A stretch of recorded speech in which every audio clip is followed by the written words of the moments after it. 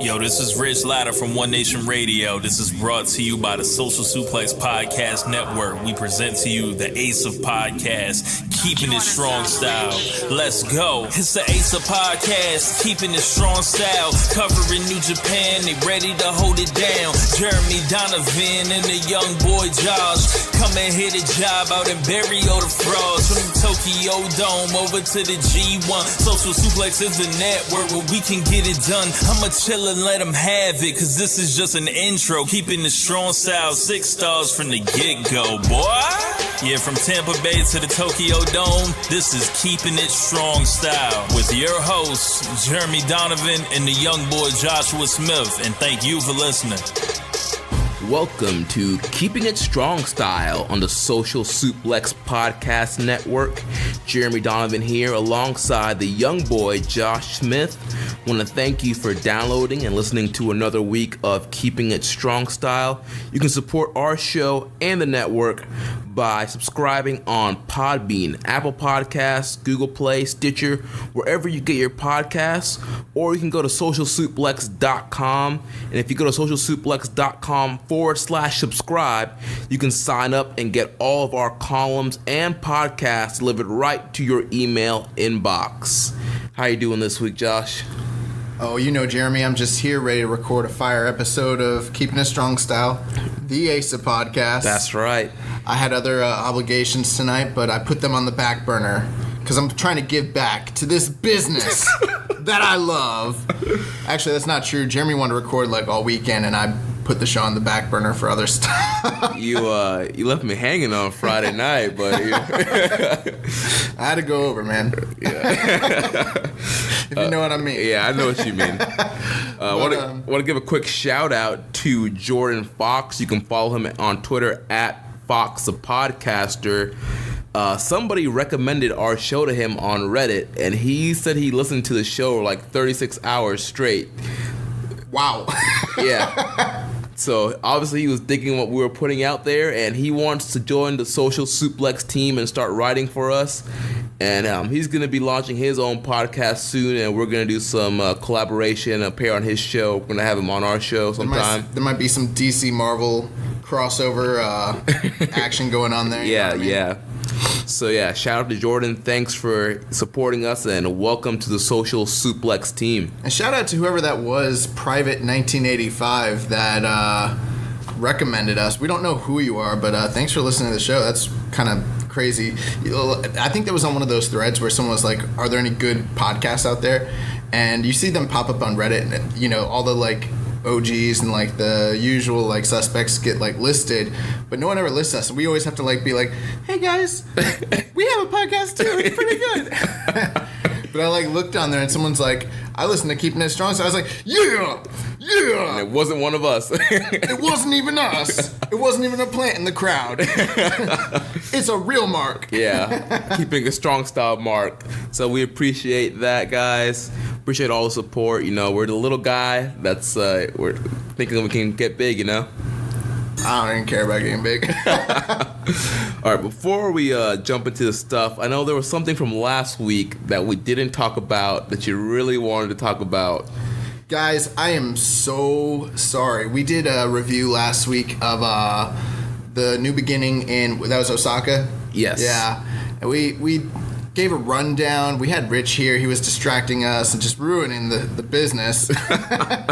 No, but beads, guys. Beads. How did we not freaking talk about those beads? Goto's beads. I think because most of our anger was going towards Okada's pants, that we were blinded and totally forgot to mention Goto's beads. Yeah, so I apologize that when we were giving our review of the Goto and Evil match and everything that happened there, and I thought it was an okay review, but I just realized, like, we didn't talk about those beads, and we definitely didn't talk about Don Callis not wanting to call them beads. Right.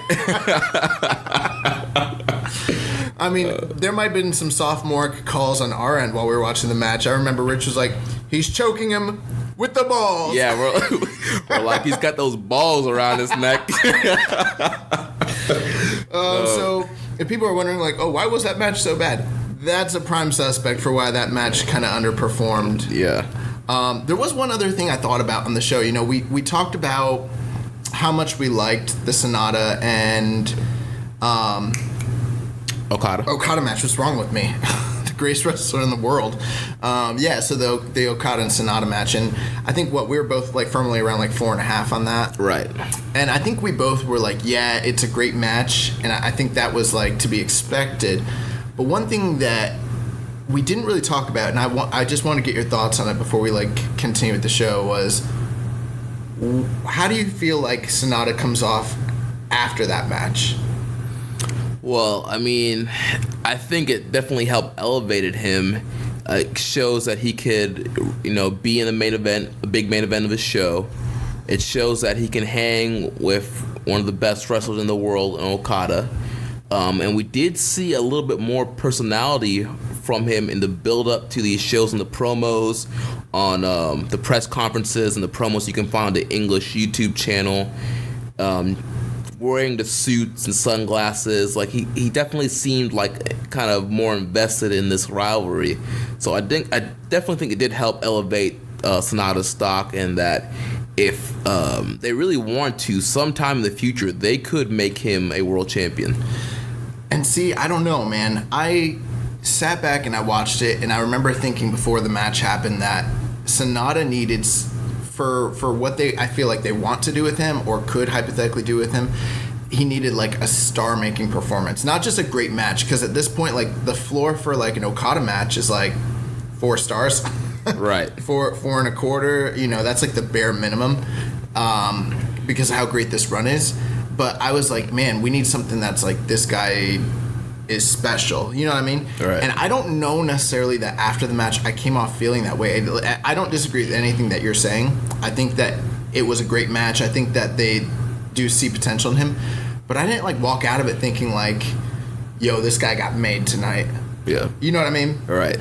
And like that he got elevated to a new higher plateau than he had been before the match started. Right. But he was super over with the crowd. I mean, to me, it seemed like the crowd kind of wanted him to win. They're in Osaka. Yeah. You're absolutely right, but Osaka is kind of like that bizarro land. But still, I feel like on the tours building up to this world title match, the crowd was kind of behind him.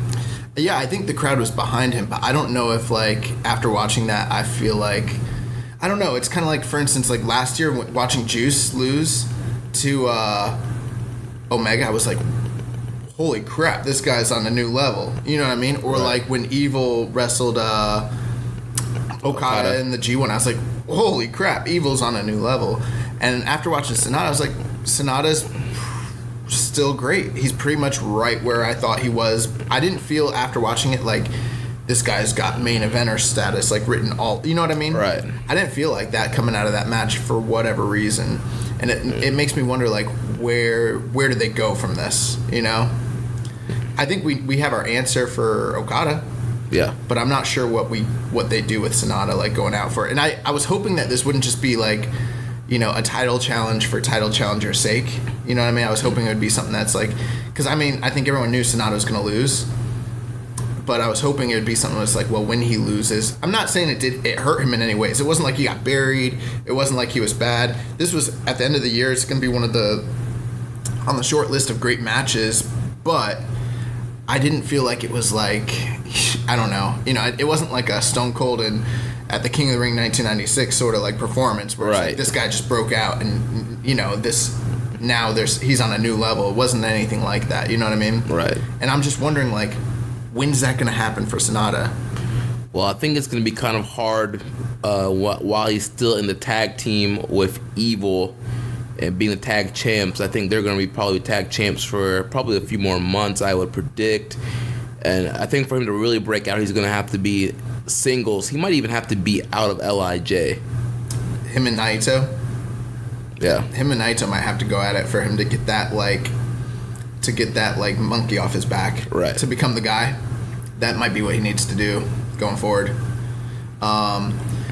With some reflection, do you still feel like that was the best match of the night, or do you feel like have you had a chance to watch those matches? I have not had a chance to rewatch those matches. I'm kind of torn between that and the junior title match. They were both so good. They were both really good. I could go either way. Part of me kind of leans more towards Ospreay and Takahashi. I think the purist in me leans a little bit more towards the main event. Right. So we might have a debate for the February match of the month. You know, I listened to a lot of different people review these shows and stuff, and people generally, the general consensus seemed to be that they were higher on this show than we were. And I didn't feel like we were down on the New Beginning in Osaka from like a stance that it was a bad show. But I feel like with the buildup of them giving away 5 singles matches and that it built all month, I was expecting it to be more of like, I think we thought every match could have delivered better than it actually did. Yeah. And some of the other like reviewers like Dave and stuff like that, they don't necessarily watch all these Road 2 shows, so they were like, it was a great show. And I was like, I already saw these matches 5 times. Right, yeah. Yeah, the undercard was The undercard was good. I mean, it's never like really bad, but right. But I was saying like, the fact that we've seen majority of those matches already. I think we thought Goto and Evil was going to be blown. Yeah, I was expecting Goto and Evil to perform much better, and part of that could be the placement. It was right after that very hot junior title match where Ospreay and Takahashi pretty much killed each other. Sometimes I start to think maybe I'm just like nitpicky now. Like I'm becoming this like curmudgeon, like old, like grizzled old vet wrestling reviewer. I'm the youngest grizzled old vet wrestling reviewer. The grizzled young vet. I don't know, man. Sometimes I see people like review stuff and like they'll give it higher scores than me, and I'm like, what the fuck? Like I'm used to being the guy that like overrates stuff, and everyone else be like, it's not that good, and all of a sudden I'm like, oh, it's like 4.5. Other people are like, that was 5 stars. Yeah, I mean, Uncle Dave gave it a 4.75. Both those matches, yeah. But we both gave him 4.5. So. Yeah, because I was being nitpicky. I don't know. Yeah, I'm definitely gonna plan on watching those. But like, back. I was the same way with the Gargano Almas match from NXT. People, everyone's acting like that's the greatest match they ever saw in NXT, and maybe it's because I was sick that night. But I was like, no, but I gave it like 4.25, or I'm sorry, 4.75. I gave it 4.75 too. I was just like that 5-star rating. I think it's getting thrown out there a little bit too much. But it didn't pop me the way that like Sammy beating Neville did, or Sasha and Bayley did, or even. To me, that match would have been 5 if Gargano had won. Yeah, because you're a mark. So I'm just like wondering, I'm like, oh man, am I becoming one of those guys I used to hate, like those like old wrestling fans on like the message boards, and I'm like, they know a lot, but they're just so negative.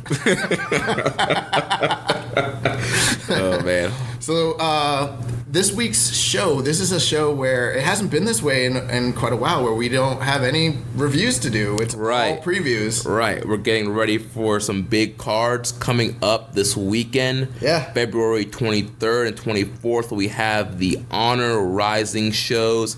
These are the New Japan, Ring of Honor collab shows that they do every year together.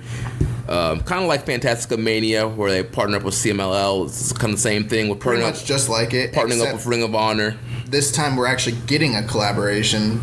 Fantastica Mania this year was basically just CMLL shows in Japan, basically. Right.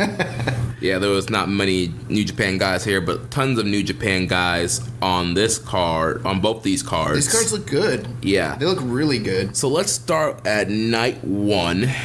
February 23rd. Opening match, we got Kitamura is teaming up with Toa Hanare. They're taking on the Tokyo Pimp, Yujiro Takahashi, and the Underboss, Bad Luck Fale. Yeah, so this was the tag team I thought we should have gotten during the tag leagues. With Takahashi and Bad Luck? No, Kitamura and Hanare. Okay. Yeah, I don't know if you remember an episode back then where I was like, we should have got like a young boy tag team. Yeah. Yeah, I was like, we should have got Kitamura and Hanare like together. So we have the super young boys taking on the Tokyo Pimp and Bad Luck. So I don't know. What are your thoughts here? Expecting Takahashi and Bad Luck Fale to go over. The young boys. Ooh, who takes the fall there? Kitamura or Hanare? Who has lower stock in New Japan right now? That's a good question, because technically Hanare's kind of graduated, and he has his little, gimmick. New Zealander Island Man gimmick he has going on. Yeah, his Tatanka gimmick. Right, and Kitamura still a young boy. He has not graduated yet. He has one more match in his trial series. So you would think that Kitamura would probably get pinned, but Kitamura is taking the pin here. I feel like Kanare might end up getting taken. Are you serious? Yeah. Is that how low he is? Like, even with a gimmick, he's still lower than Kitamura? Yeah. You know what? I've wondered this before, is like how Hinare would have done if they hadn't, and I don't know why they didn't, but they should have included him in the Young Lions tournament, because that would have been pretty interesting to see him and Kitamura like in the finals. Yeah. But they, for whatever reason, I guess they didn't. So. Right. I mean, here's the one thing we do know: in no universe known to man is Yujiro Takahashi or Bad Luck Fale putting over either of these guys that night. Right. Even though they're not the most popular Bullet Club members, if you watch New Japan, these are two guys who hardly take pinfalls. Like, almost never. Yujiro never hardly gets pinned. He's like actually one of the more protected guys in the Bullet Club. Right. Believe it or not. He used to be the fall guy for a little while, but not like lately. Hopefully he'll have Tokyo Latina out with him. Oh my God, yeah. So I actually don't have very high hopes for this match, to be honest. I mean it's opener match. Just an opener. Yeah. I'm gonna say Takahashi will go over Kitamura that night. With the DT. One of his finishes. That's his finish, right? The DT. Yeah. Yeah. All right, up next we have a six-man tag match. The team of Cheeseburger, Delirious, and Liger taking on Hikuleo, Tangaloa, Tama Tonga. Yeah, so we're getting Bullet Club against Team Fun. The Sons of Haku. The Sons of Haku taking on Team Fun. Cheeseburger, Delirious, and Jushin Thunder Liger. Like, what a freaking trio, bro. Yeah, like, I don't even know what to say about this teaming. Well, we know that they're getting a six-man tag title match the next night. Right, so this is kind of like a warm-up match. So I'm going to say Hikuleo's taking the fall here. I agree. I believe... I'll say Delirious will probably get the pin on Hikuleo. I'm saying Cheeseburger's gonna get a roll up. No, what does Cheeseburger use as his finish? Is it the? I think he used the Shote. The Shote? Yeah. What if he hits Hikuleo with the Shote? Oh my gosh. I mean, they could have Cheeseburger and Liger do a double Shote. I don't know. I'm gonna just say let's just go with the obvious answer here. Like, Liger's gonna beat Hikuleo probably. Either that or they'll do the surprise finish and Cheeseburger will get the pinfall. But that'd be hilarious. Yeah, because it'll keep him strong for the next night, so that when Tama Tonga and Tangaloa team up with Fale, none of them took the falls against these guys. So that's probably what we'll get there. I think this will be fun. I'm not as down on God as everybody else is. I'm not. I mean, they progressively gotten better year after year. Tama Tonga is a guy just waiting to break out. He just needs the right opportunity. But yeah, the God boys, they're good in my book. Yeah, so I think we'll get, maybe, and who knows, maybe we'll get a Ring of Honor win that in that match. I don't know. That should be fun. Yeah. Then next up, a tag match with David Finlay and Juice Robinson against the Young Bucks. Yeah, so the Bucks are going to win. What's the next match? Super Kick Party. And I know that there is no weight classes in Ring of Honor, and the Young Bucks typically are like in the heavyweight tag division. But this is a New Japan heavyweight tag team, and the latest episode of Being the Elite... Is Finlay... I guess Finlay is not a junior anymore, huh? No. And I didn't even think about that, bro. Yeah, in the latest episode of Being the Elite, Cody's telling the Young Bucks that they need to wrestle heavyweight. Well, they've been talking about it in other Being the Elites as well. Right. So, I don't know. I mean, they already did what? They're 7-time champions in the juniors? Right. There's nothing more they can do in the junior division.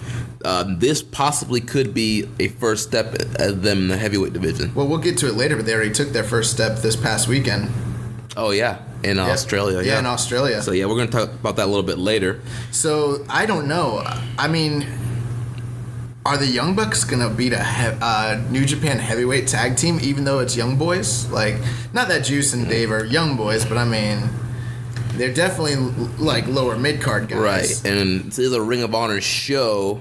I mean, if anything, Finley's taking that fall, of course. Oh, yeah. But Meltzer driver all day. Yeah, Meltzer driver. That match actually on paper, if you think about it, that's gonna be a really good match. Dave Finlay and Juice Robinson are an awesome tag team, and Nick and Matt. Obviously, the Young Bucks are awesome tag. Yeah. Yeah, obviously. I mean, they're not as good as Legion of Doom. What up, Rich? Oh my gosh. Oh my God, we need to have like a debate podcast one day where we just talk about the merits of the Legion of Doom. Yeah. Oh my God. All right. Anyways, so I'm actually really looking, out of everything so far, that looks the best on paper to me. That's probably going to be very good. The next match I'm really looking forward to. It's a triple threat match with Kushida versus Takahashi versus Flip Gordon. Well, we're going to get a lot of flips. Yes. Flips. I don't, can you remember the last time you saw a triple threat? And I mean, they happen, but they're pretty rare. Yeah, they are rare in New Japan. I can't think of the last time that there was one. They do a lot more like, I mean, I've seen triple threat tags last year, if I think about it. Yeah, I mean, we had the whole War Machine, God, Killer Elite Squad. Yeah, it's been a while. If I think about it, it's really been a while. I don't know why. Yeah. Well, So this match is going to be crazy. Yeah. So Hiromu doesn't care about himself. Kushida, so far down on the card right now, he's got nothing to live for, anyways. So he'll risk it all. And Flip is this Flip's like New Japan Debut? Yeah. Yeah. Wow. The Flat Earther makes his debut in Japan. Did you see that post I sent to the group? It was Zack Sabre Jr. where he was wrestling Flip, and he posted a picture of himself, and he was like, "The Earth is round, you stupid idiot." Yeah. Is Flip Gordon really a flat earther? I think it's a gimmick. I think he knows that it rouses people up, and so he just plays along with it. Hey, if you guys are flat earthers, let's talk about it. Hey, I'm a huge conspiracy theorist. I definitely don't believe in flat Earth whatsoever. I was with this girl the other day, and she was telling me she thought the Earth was flat, and I just showed her something. I was like, "Does this make sense to you?" And she's like, "No." I was like, "Okay," and then we just dropped it. Oh my gosh. But we like to hear about you guys. If you guys want to talk about conspiracy theorists, I'll do that all day. So yeah, Flip Gordon, this is his New Japan debut. I'm guessing he's going to be in the Best of the Super Juniors this year. And I wouldn't be surprised to see him get booked in the junior division throughout the year. I'm wondering, especially if some guys are getting called up to heavyweight. Is he going to get a win over Kushida or Hiromu on his debut in New Japan? That's a tall order. It is. But if they want to get him over and get him hot for Best of the Super Juniors. Well, Hiromu just lost, and I feel like he could probably handle the loss maybe a little bit. I don't know, but Kushida's eating. Yeah, Kushida's so far off the radar, like he can eat. Yeah, Flip can get the pin on him. He could probably get the pin on either guy right now. Right. To be honest. Yeah, we saw Flip Gordon a few months ago at the Ring of Honor show against Hangman Page in an awesome match. The first time you guys told me about Flip Gordon, I was like, "Who is Flip Gordon?" I was like, he sounds like a 1950s superhero comic hero, or like a golden age wrestler, in black and white. Flip Gordon, and then they're like, oh well, he does flips, and I'm like, all right, let's see him. But he's awesome. He's really, really, really good. This match is gonna be crazy. I'm guessing it'll probably be 15 minutes of fury, just guys killing themselves. Yeah. And I don't know, who do you got in this match? I'm going to go with Flip Gordon just because I feel like you need to heat him up for Best of the Super Juniors. I was going to pick Flip. I don't know. I'm going to go with Kushida. I think Kushida probably needs the win. I think Kushida's going to... I'm going to pick Kushida over Flip Gordon here. Okay. All right, next matchup. It's a 6-man tag. We have Taguchi, Jay Lethal, and the Ring of Honor World Champion Dalton Castle going against best friends Chucky T and Beretta and Jay White. Maybe ex-best friends after what happened at PWG this past weekend. Right. So we don't get to follow PWG as much as at all. Well, hold on. Let's say spoiler alert, because some people wait to purchase the PWG DVDs and don't follow the results at all. So spoiler alert, if you follow PWG and you're waiting to get the DVD, you might want to skip ahead a couple minutes. But with that being said, obviously Chuck Taylor is the PWG reigning world champion, and he wrestled Trent ? This past weekend, and they are a tag team called the Best Friends, and apparently Chucky T hit a bloody Trent Barrera with a low blow and rolled him up with a small package, got the 1, 2, 3, and from all the reports, like, fans were livid because Chuck Taylor is like their Sami Zayn over there. Like, he's like one of the most endeared heroes that they have in PWG, and he's a white meat babyface over there. So the fact that he hit his own partner with a low blow to get the cheap win, I don't know. I am wondering if that's going to play into any storylines with other promotions going forward, or if like right. Because I mean, they're booked as best friends in every other promotion that they wrestle in. Yeah, I don't know if they like if PWG exists in a vacuum for most companies, or if like there's continuity between them, or if this is something they're gonna be talking about on like Ring of Honor like television. I don't know, but very interesting. So take that for what it's worth. Who knows? It could be a little bread trail to kind of follow for all you conspiracy theorists out there for wrestling. But yeah, so this match, let's talk about Jay Lethal, man. Jay Lethal's one of the biggest stars in Ring of Honor, and he is in no singles action at all. I'm completely honest. I'm quite disappointed that they did not have a singles match for Jay Lethal either night. Jay Lethal has been on a weird career trajectory ever since his feud with Adam Cole. Yeah, ever since he lost the title.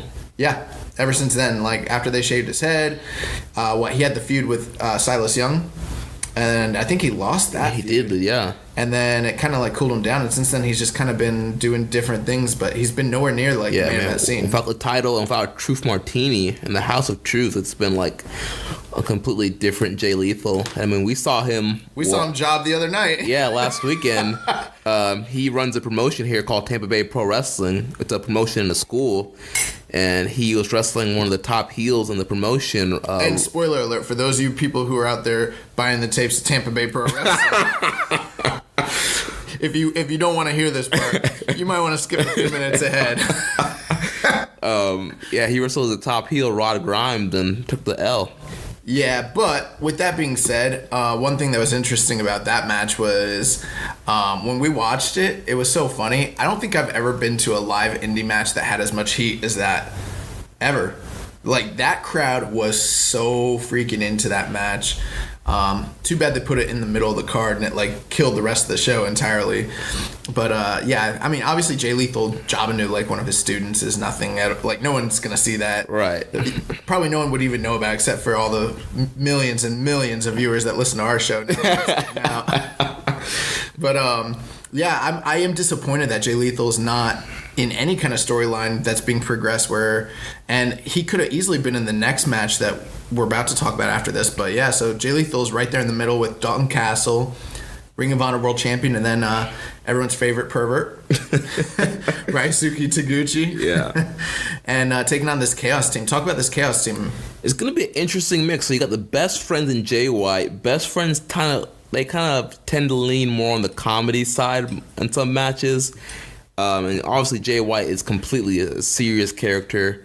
And I'm wondering if the Best Friends are going to try and hug Jay White at all in this match. I didn't think of that, but I mean, that would be kind of a funny like little wrinkle to Jay White's character. Yeah. Another thing with this too is, Jay White's had interactions with Lethal. He's had interactions with Dalton Castle. Didn't he go to the time limit draw with Jay Lethal in his first match? I think he did, yeah. They got booed out of the building. Like, it didn't work out at all. Oh, they did. Yeah, if Jay Lethal was the champion at the time, and I think he was, I think the deal was they brought him in and they wanted to book him as a young boy, but this hot prospect type young boy. So he went to the time limit with the champion, which I think was Jay Lethal at the time, and the crowd was not having it. Like, in theory, it sounded like it worked, but it really didn't. And it didn't work out for Ring of Honor when they did that, because no one believed he could go the distance with Jay Lethal at the time. I mean, Jay Lethal was on his best run he ever had. Chucky T and Trent Barreta are really good at playing sniveling heels and they're dicks in real life. Yeah. So if they have to do that with Jay White on this night, and I think they could, because you got Taguchi, Lethal, and Dalton Castle. I mean, that's a super face team right now. What I know what Dalton Castle's about to defend against Trent Beretta, right? Yeah, the next night, yeah. Oh, the next night, that's right. And then I'm wondering if he has any like future storylines with any of these guys, because Chucky T and Trent Beretta are both Ring of Honor regulars right now. Or even, who knows, like what if just some fantasy booking here, what if there was tension between him and Jay in the match? Between Jay and Dalton? Yeah. Actually, Dalton is defending the title against Jay at an upcoming Ring of Honor show. Jay Lethal? Yeah. Really? Yeah. I didn't know that. So I'm going to just go out on a limb here and say I think we're going to see a Chaos win, just because it's Chaos. They're the more cohesive unit right now. Trent Beretta is going to get the title shot the next night. If this was New Japan booking, Taguchi probably is going to take the loss, I'm assuming. Who knows? He'll probably get knocked out with those elbows. Yeah, that's what I was thinking. Jay White over Taguchi. But I mean, I don't know. They could even like have Beretta go over Dalton Castle. They could easily, and set up the title match for the next night, yeah. Or have Beretta. What they'll probably do, since Beretta's getting a title shot, they'll probably have Beretta beat Taguchi, yeah. So he looks strong going into the next night, or at least that's what they probably should do, right? But you never know with these Honor Rising cards. I don't know. So yeah, so that match looks decent. I mean, hey, anytime I like Jay White, and anytime you get to see the best friends tag, it's gonna be a good night. Yeah, so this will be a nice match. Yeah, and with Taguchi in there doing his comedy stuff, and the best friends doing theirs, and Dalton Castle, it should be good. All right, next matchup, we have a never openweight championship match. The champion, Hiroki Goto, will defend against the Beer City Bruiser. Yes! My boy, the Beer City Bruiser. Oh, my God. So let's talk about this match. We've had a lot of discussion this week about this match. Yeah, off air, we've talked about this match a lot. I gotta say, I'm quite disappointed in the choice of the Bear City Bruiser for the challenger here. I understand you want Goto to get a strong win and a strong title defense, but I feel like there's so many other guys from the Ring of Honor roster that they could have chose to go against Goto here. I mean, I think Jay Lethal would have been a great option to go against Goto here. There's just as Bear City Bruiser. I mean, yes, he is a good worker for his size, but I mean, I think he's a good worker for his size. I don't know if Jeremy truly holds that sentiment. Dude, here's the thing. I want the best matchups possible. If I'm sitting down looking at the New Japan roster and the Ring of Honor roster, and you say, Jeremy, we need to put Goto in a never openweight match, who do you want to put him against? The Bear City Bruiser would not be the first guy I came up with. You know, there's the last real man, Silas Young. That was my first thought. The first guy I thought, I was like, well, it's the Never division. It's a cross-branded show. If you're going to do like a dream match, quote unquote, probably want to put him in with Silas Young. That's his name, right? Yes, the last real man, Silas Young. I mean, they could have used Jay Lethal. Hangman Page has been getting a singles run. They could have used him. There's so many other guys in Ring of Honor that could have. Well, I saw like discussion where we're not the only people who thought Silas Young. I will say, before I heard anything, the second I looked at this card, I thought, Goto against Beer City Bruiser, why not Silas Young? And by the way, where is Silas Young on this card? Very interesting. But I saw people discussing, they're like, oh, well, it wouldn't make sense because he's the champion. He holds the TV championship? The TV, yep. But apparently he just lost it. Yes, he lost it back to Kenny King. So now that whole entire he's the champion and it's a champion versus champion match gets thrown out entirely. So you could have had him probably go against Goto. But I think the problem here is, bro, this is a cross-branded promotional card. And I think we've run into this plenty of times whenever you have top stars from two different companies going at it. Who's going over? And then you have to ask yourself, Goto's a champion. He's clearly not ready at this point to lose the title. So who's going to put him over? That's the real question. Right. Is Silas Young going to put him over? Jay Lethal going to put over Goto? Now in Japan, Goto might be a big star, but I don't know, man. Goto's not seen as the biggest I don't know, star to the North American crowd, like to the Ring of Honor SMARC crowd. They don't necessarily love Goto because of how much like stop and go booking there's been with him over the years. Plus, like we've talked about, he's missed. There's this one aspect of his character that's like kind of missing, right? And they don't want to bring. I mean, they're already lacking for top guys in Ring of Honor with how many like departures they've had over the years. I mean, I think you even mentioned Christopher Daniels was someone else you mentioned. Yeah, Fallen Angel Christopher Daniels. And I was like, dude, Christopher Daniels not putting over Goto in Japan. Lethal's not putting over Goto in Japan. So then it's like, well, then who are we gonna call in to do the job? Kazarian's not putting him over, bro. Dude, Jay Lethal just put over Rob Grimes. He can put over Goto. So I think that's the problem. Is just hey, this might not be the best match in the world, but for me, I will say this. I think Beer City Bruiser is vastly underrated. I think you watch more Ring of Honor than I do, for sure. But I remember watching him when he was in the Top Prospect tournament, and I was like, this guy can really move. And when we talk about, I said this to Jeremy the other day. A lot of times we say like, oh, this guy can move for his size, like a Kevin Owens or other big guys. Samoa Joe, they can really move. But like those guys are like meat and potatoes fat. And like the Beer City Bruiser is like jelly donut like fat. He is really big. Like he's fluffy. He's fluffy, and he can really go. He can really wrestle. He tells a great story in the ring.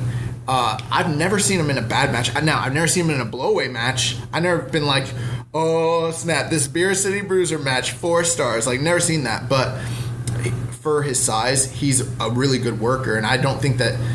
Well, actually, I was about to say I don't think this will be a bad match. This probably will be a bad match.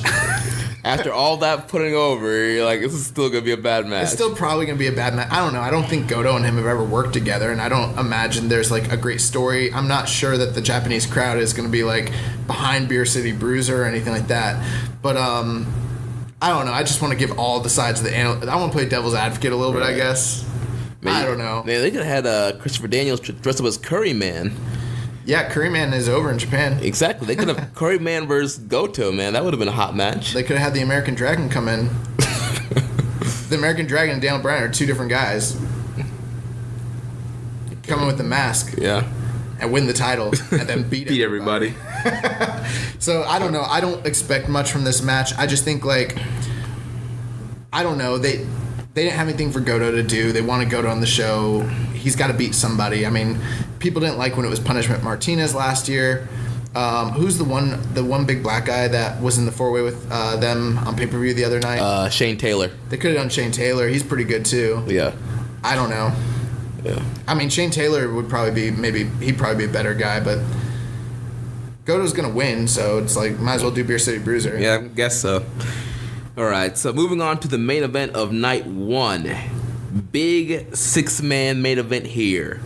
The Golden Lovers, Kenny Omega and Kota Ibushi, teaming up with the honorary Tongan Chase Owens against the Bullet Club team of the Villain Marty Scurll, Hangman Page, and Cody. So we definitely need to talk about this match, but there's so much surrounding this match. Is this where we want to talk about all the storylines surrounding this whole thing? Well, there's another Golden Lovers in the next night. So let's cover Honor Rising, and then we'll talk about all what's surrounding this Golden Lovers Bullet Club storyline. It's just weighing on my mind, bro. So much. So complicated. Why does it have to be so complicated? If you guys don't know what we're talking about, you need to watch not the last Being the Elite, but the one before where Marty Scurll sings Complicated by Avril Lavigne. It is so funny. Oh, man. So, yeah. So, let's just put this out there. This is the first time that Kenny Omega and Kota Ibushi have teamed since, 2013? Yeah. So, that's a long time. I mean, and we're getting it with Chase Owens. A little Chase action. Right. And we know that Omega and Owens, they teamed in the World Tag League. What was that? 2 years ago? Yeah. Yeah. When Owens was still a junior. He really wasn't a junior, but he was still a junior. Yeah. So now we're starting to kind of see like the interesting divides in Bullet Club here. And it's funny, Marty Scurll tweeted out that he did not agree to this matchup. So he's still kind of hesitant going against Kenny. We've seen that Hangman and Cody have kind of been buddy-buddy throughout this whole dissension, especially in the last Being the Elite. They were kind of always together. I mean, if we're being honest here, both teams is completely comprised of Bullet Club members except for Kota Ibushi. Right. So that's what makes this whole thing even more intriguing, is that you're getting Chase against Hangman, Cody, and Scurll. Although I don't know how much I've ever seen Chase really interact with any of them. Right. He's hardly interacted. Usually he's with the Tongans, and that's about it. I do think it's worth mentioning. Someone had pointed this out that I was reading. They said, if you think about it in this context, this is New Japan versus Ring of Honor, because Ibushi, Owens, and Omega are all signed strictly to New Japan, and Scurll, Hangman, and Cody, even though they're in New Japan, they're Ring of Honor. They're Ring of Honor talent. So there's that aspect to it too, even though they're all on this same team or whatever. And I mean, I don't know. You got Ibushi and Cody's beef, Hangman Page and Omega's beef. Obviously, Omega and Cody. Scurll's caught in the middle. Owens is kind of caught in the middle. It's kind of crazy, to be honest with you. And I did not expect for this to be a main event of this card at all. I didn't expect the Golden Lovers, to team up for a while. I mean, yeah, me either. I'm not great at predicting cards and storylines like that, so I didn't really have a thought. But I kind of thought it wouldn't be until after the New Japan Cup that we started seeing things kind of develop. But it's happening fast, man. Yeah, really fast. Things are moving. Yeah, and I don't know where it's really heading, to be honest. Too much. Yeah, I mean, there's multiple storyline directions they can take. I was hoping though that we wouldn't really see Omega and Cody go at it till April. But I mean, it's February, and we're getting the first match between them in what's probably gonna be multiple matches leading up into their singles match at Super Card of Honor. I do think that that's worth noting, though. I thought that when that match was announced for Super Card of Honor, I was like, why is Ring of Honor getting that match and not New Japan when it was built in New Japan primarily? Right. So this shows you kind of the partnership between them, but at least New Japan is still benefiting from this storyline and from this, from this match going forward. I don't know what to think here, to be honest with you. I kind of have I'm leaning towards the Golden Lovers team getting the win here, since it's a big reunion. In the Golden Lovers comeback documentary, we saw that they were training together and practicing new moves and getting their sync back together. Well, who would take the fall in that scenario? Scurll because he's a junior, or Hangman because it's Hangman Page? I would say because it's New Japan, Scurll would probably end up getting pinned because he's a junior. My God. I'm so sick of this, bro. Of the junior heavyweight dissension, difference. Yeah, it's stupid. He shouldn't, clearly Scurll's the bigger star and the more important guy than Hangman Page. Hangman's he's lower on the totem pole than Marty Scurll is. Oh my God, I don't know. But Hangman, he did pick up some wins the last time he was in Japan, though. Yeah, this is very complex. I mean, this is a convoluted storyline to some degree. I don't know what to really expect. It's going to be interesting to see Omega and Ibushi team up for the first time in all that time. I don't know how Owens is going to play into all this. I don't know how Hangman and Scurll are going to receive Cody. There have been issues with Cody and the rest of the guys. Well, not with Hangman. Hangman's been cool with Cody. In the last Being the Elite, Hangman and Cody seem to have no issues with each other. And, Hangman was ready to hit Kenny with the chair. You're not wrong, but to me, I feel like Hangman is an opportunist. Maybe this is just me reading into it, but I feel like whichever side is going to be the winning side, quote unquote, I don't see him as being so much of a stubborn, stick to his guns type of guy where he's gonna die, he's gonna take a stand with Cody. If he knows Cody's going out, I feel like he would definitely turn on Cody. Oh yeah. So you know what I'm saying? So I feel like, and he didn't necessarily. I mean, yes, he did start to turn on Kenny, but in a way, Kenny was kind of wrong. Right. like Kenny was stealing his moment and like kind of being. It's like that old Hulk Hogan thing. Like Hulk Hogan always was like the good guy in all his feuds, but he was always doing stuff that anyone who was like a real life person would get pissed at Hogan for. Like, yo, if I was Macho and he was touching on my woman like that, yeah, we're gonna have heat, brother. Like, or like if I'm Mr. Wonderful Paul Orndorff and you don't tag me in the whole freaking match, we're gonna have heat, brother. Like, you know what I'm saying? Like, that was always Hogan's like MO. Oh my god. Or yeah, so I mean Hogan used to always do that stuff, and Kenny is kind of in a somewhat similar position. Like, Cody's supposed to be a bad guy. He probably shouldn't have stopped Cody from attacking Coda, but you know, clearly like Kenny was saving his friend. But in the stance of like Hangman Page challenging Jay White, he should just let him challenge him. Right. If he would just let him challenge him, there'd be no like problem right now. Or at least if there was a problem, it would have been. It wouldn't have blown up like blown this. Up right then and there. But Kenny, like, even though Kenny is the good guy and we're fans of Kenny, if you're just being realistic about it, like, Kenny's being selfish. A little bit. And Kenny as the leader of the Bullet Club has always been more about Kenny than about the Bullet Club being like, you know, number one or whatever. You know what I mean? Right. So that's where, like, and Cody is talking about bringing the Bullet Club up, even though behind the scenes it seems like maybe he's destroying the Bullet Club. I don't even know. Well, to him, Bullet Club is fine. So I don't really know what's going to happen here. I think it's going to be interesting to see Omega and Cody finally come to blows. I mean, yeah, we saw Cody attack Kenny, but this is definitely the most intriguing match on the card by far. Yes. All right, let's. Who do you got? I'm going with Golden Lovers and Owens. Okay, so the Tongan Golden Lovers. Yeah.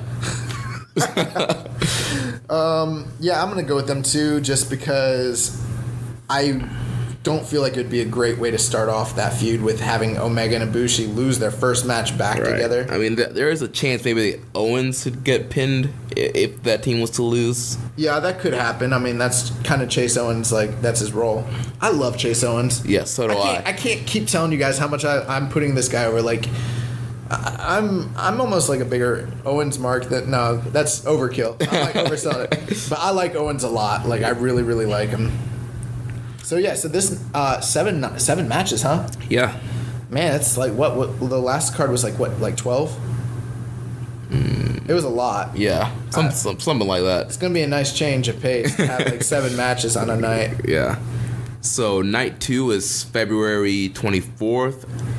Opening contest, Toa Hanare against the Bear City Bruiser. Oh, so God. If that doesn't give away the results from the first night right there, like, this is what I'm talking about. You put him in the never open match the first night, and then he's in the opening contest against Toa Hanare the next night. Here's another thing I want to point out. If Goto was the IC champion and it was a main belt, then I think, yeah, we see Goto against a big star. But I think because it's the never belt, they're like, at this point, 4th highest up title, maybe even 5th. It's probably lower than the junior title at this point. So it's like their European belt at this point. You know what I mean? Right. No one's Ring of Honor does not want one of their main guys losing to their 5th ranked champion. Does that make sense? Yeah. If it was the IC title, totally different story, and I think that's why.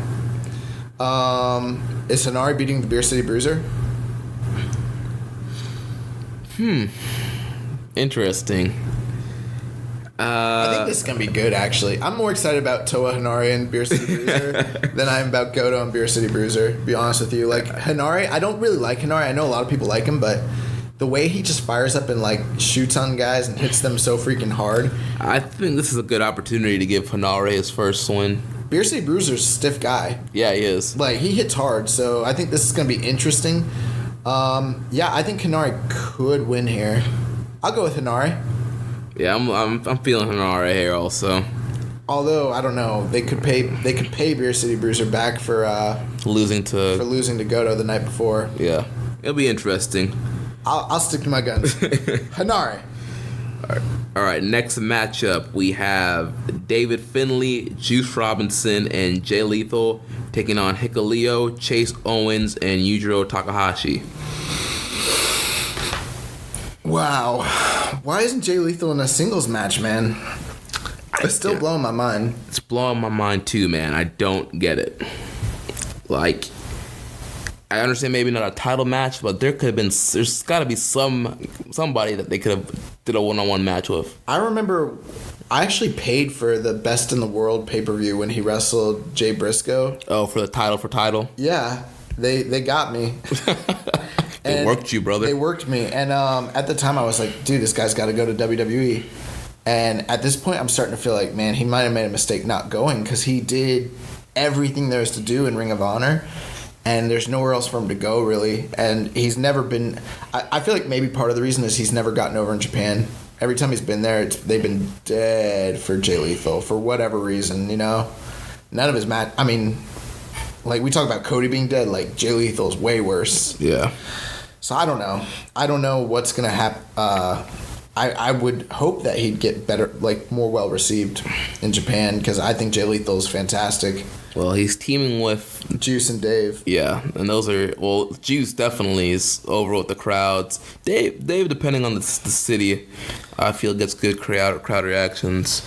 I feel like this could easily be a night where...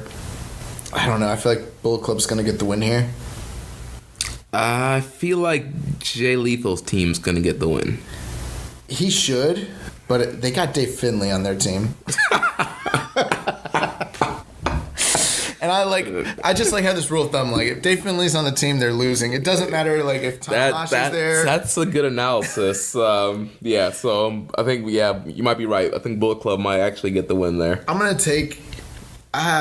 no, you're probably right, though. I mean, they've got Juice and Jay on the same team. Does that equal out? It does kind of equal out, but then it's like, well, but then Dave's there, and he's the weak link. And if they lose, that's how it'll be. Yeah. Man. So, yeah. I don't really have to... I think it'll just be your standard, like, six-man tag, schmaz, like, you know, just whatever. All right, next up, we got a junior tag match. Taguchi is teaming up with Flip Gordon to take on the LIJ team of Bushi and Takahashi.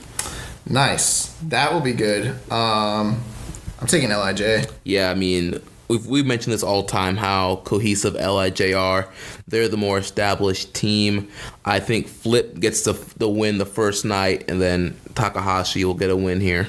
I saw someone say that they need to start having Taguchi and Kushida wrestle together and call it Back to the Funky Future. That would be awesome. That would give Kushida something to do. But the reason I'm going with Bushi and Hiromu is because they don't really have anything to do right now. And I think that Sho and Yo need, like, challengers. And I think it makes more sense to fire them up, kind of like what they're doing right now with Chaos, right. You know? Mm-hmm. So this match should probably be very good.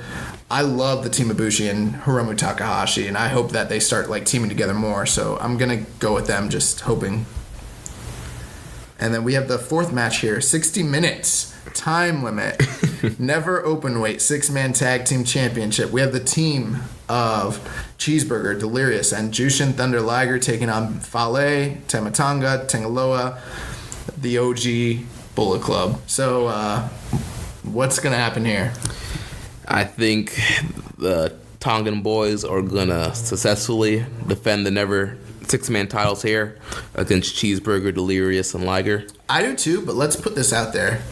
Anything can happen when it's the 6-man... Anything could happen in the World Wrestling Federation. When it's that 6-man tag team open weight championship, I mean, we've seen that title change hands so many times, like, but... You know, I would be more leaning to a title change if there was a little bit different people. If Delirious wasn't on the team. Right. Delirious, he's not a full-time guy in Ring of Honor anymore. He's actually on the creative team. He's like the head booker. So he's rarely on Ring of Honor TV. Liger is not always in the U.S. If it was who would have to be there for you to, like, consider it? Maybe like Tiger Mask? Probably not even. Yeah. Maybe if it was Kushida. Yeah. If they had Kushida, Cheeseburger, and Liger, I think I'd be like, They could switch the titles here. They probably wouldn't even then. But Right. I'd be like, yeah. Cheeseburger with the titles around his waist, and like he couldn't even hold up the belt. It, like Would be hilarious. It'd be so funny, but And we know Cheeseburger's over huge in Japan. so I think Cheeseburger's eating the bad luck fall or the hand grenade, one or the other, and he's donezo. Or we could see Magic Killer. Because do they use the Magic Killer? They don't use Magic Killer, do they? They use it's like the Magic Killer. The Tongan twist or something. That sounds racist. I hope they don't call it that. I think it is. I don't know what they. God. Because I think LIJ's the ones who are using the Magic Killer. Yeah. I think that the move that God uses is like. I always think it's the Magic Killer too, but it's like just. It's like a reverse Magic Killer. Yeah, it's like basically the Magic Killer. Yeah. So I think God retains here. That should be pretty fun while it lasts. Then the next match is another 6-man tag match. We have the Chaos team of Chucky T, Yoshihashi, and Jay White against the Hung Bucks, Nick Jackson, Mac Jackson, and Hangman Page. Oh man. So Yoshihashi, man. And the Hung Bucks are the Ring of Honor 6-man tag team champions. They're not defending the belts here? No. Why even be champions if you're not going to defend your belts on a Ring of Honor show in Japan? Yeah, you would think that they would put the titles up against the line unless they're losing them before this show or if they lost them already. I know that they're supposed to be defending against Daniels Kazarian and Scorpio Sky. I'm not sure when that title defense... Did that happen already? I'm not 100% sure. I know it's happening. I don't know if it happened already or it's to come. I'm going to look up the results, and for those of you who watch Ring of Honor television every week, spoiler alert, you might want to skip forward a few minutes here. No, I'm just playing. It's the spoiler alert edition of the Keeping It Strong Style. So yeah, this is an interesting team on the Chaos side. Yes, I mean, yeah, you got Chucky T, who's like, I guess he's part of Chaos, but like barely. Yeah, just because he teams with Beretta. Because he teams with Beretta. Then you got Yoshihashi, which we already flamed that dude last week. Like, oh my God. And then Jay White, who's on the outskirts. So I mean, I can't imagine a less cohesive version of a 6-man tag coming out of Chaos for sure. And then you got, the Hung Bucks, which with everything that's been going on in the storyline, I wonder what's going to happen with Hangman Page teaming with the Bucks still, Right. And how that's going to work out. I'm guessing. I don't know. You tell me what you think. I think the Hung Bucks will get the win here. First of all, they're the ROH 6-man champions. You want them looking strong going into their title defense. And then Chucky T, Yoshihashi, and Jay White have never teamed together. There's no cohesiveness on that side there. And I think I wouldn't be surprised to see Hangman maybe even getting the pin on Jay White. Or maybe he'll pin Yoshihashi and then once again challenge Jay White. That could happen. Yeah, you're probably right. Now that you put that, I was gonna say, with this whole thing with Jay White trying to pull apart the Bullet Club, and there's already tension there. I wouldn't be surprised if that plays into this story here, and they take a loss. But you're probably right. Hangman will probably win. I'm gonna go with my gut, and for some weird reason, I'm gonna say Chaos is getting the win here. Okay. It's a weird pick. Who's eating the pinfall? You know what? I wanted to say Hangman, but I'm gonna say like Nick or Matt. I don't know because they're juniors. I would who knows? It might be heavyweights, but I would say Matt just because he's still been selling the back injury. That's what I was thinking. I was like Matt because he's still injured, and I'm like, you know what? Like that could play into the tension of everything, and then Jay like just causing more turmoil. Who knows? You're probably right, but I'm just gonna throw a weird one out there. I'm just gonna go with Jay White. I think Jay White's gonna get the win. All right, next up we have a Ring of Honor World Championship match. The Ring of Honor World Champion Dalton Castle defending against Beretta. Yeah, so this should be excellent. Yeah, this should be a very, very good match. Both of these guys are great wrestlers. Beretta really turns it up when he gets these single match opportunities. Bro, I was thinking about this earlier today. Like, Trent Beretta is the dude from, like, WWE. From FCW, Yeah. the Dude Busters. What, was he on SmackDown for a little bit? Or he was just, like, on Superstars? I don't think he even made to the main roster. No, he did. Did? Yeah. Oh, wasn't he on ECW? I think he was. Like, we'll have to look it up, but Yeah. I think he was on the main roster before he ended up going back to, like, NXT and all that. Because I know He was, like, on Superstars. Cause I remember for sure, because I used to go to the FCW shows here in Tampa. Him and Kalen Croft were the Dude Busters tag team. Oh, really? Yeah. I'm going to look it up right now. Real time. This is happening. Yeah, maybe he was on the main roster. Just to, No, he was. Like, and if he wasn't, then I'm wrong. Yep, he was on ECW on Sci-Fi in 2009. That's right, he was on ECW. Then he was part of SmackDown from 2010 to 2012. Then he went back to NXT from 2012 to 2013. Yeah, dude. That's why I was like, this guy was on, like, SmackDown. He was like but he, like, pretty much was just always on Superstars. Right, they wasted this guy, man. This is like one of those guys that, like, left WWE and, like, made a name on the indies, but nobody thinks of him as a WWE guy at all. Like, there's nothing about, like, you're not like, oh, Trent, the guy from WWE. It's like, or Juice. Like, no one's like, oh, Juice is the WWE guy. Like, these are guys who went out and, like, did something for themselves, and now they're, like, stars, you know? Kind of crazy. But I don't think Dalton Castle is losing his belt in Japan. No, I don't think so either. I am curious to see how the Japan audience is going to react to Dalton Castle. And the boys? Yeah, I wonder if the boys will be with him. Will he get Japanese boys? He's done that in the past. I know. Usually, I think last year they did that. I know when he goes to other promotions, he'll find different boys from that promotion. Yeah, but they know Trent. I think Dalton will kind of, like, play a quasi, like, not full heel, but I think he'll have more heelish tendencies in this match. Unless, I don't know, Trent is good enough to, like, he can play heel or face any night when he needs to. I think he's a great babyface in peril. He's really good as a babyface in peril, but he can play the sniveling heel at any point too, and, like, cheat his way, and, like, he's great at that too. And he could probably get Dalton over as a face, but I don't know if this will be the start of us seeing, like, Dalton's the Ring of Honor World Champion.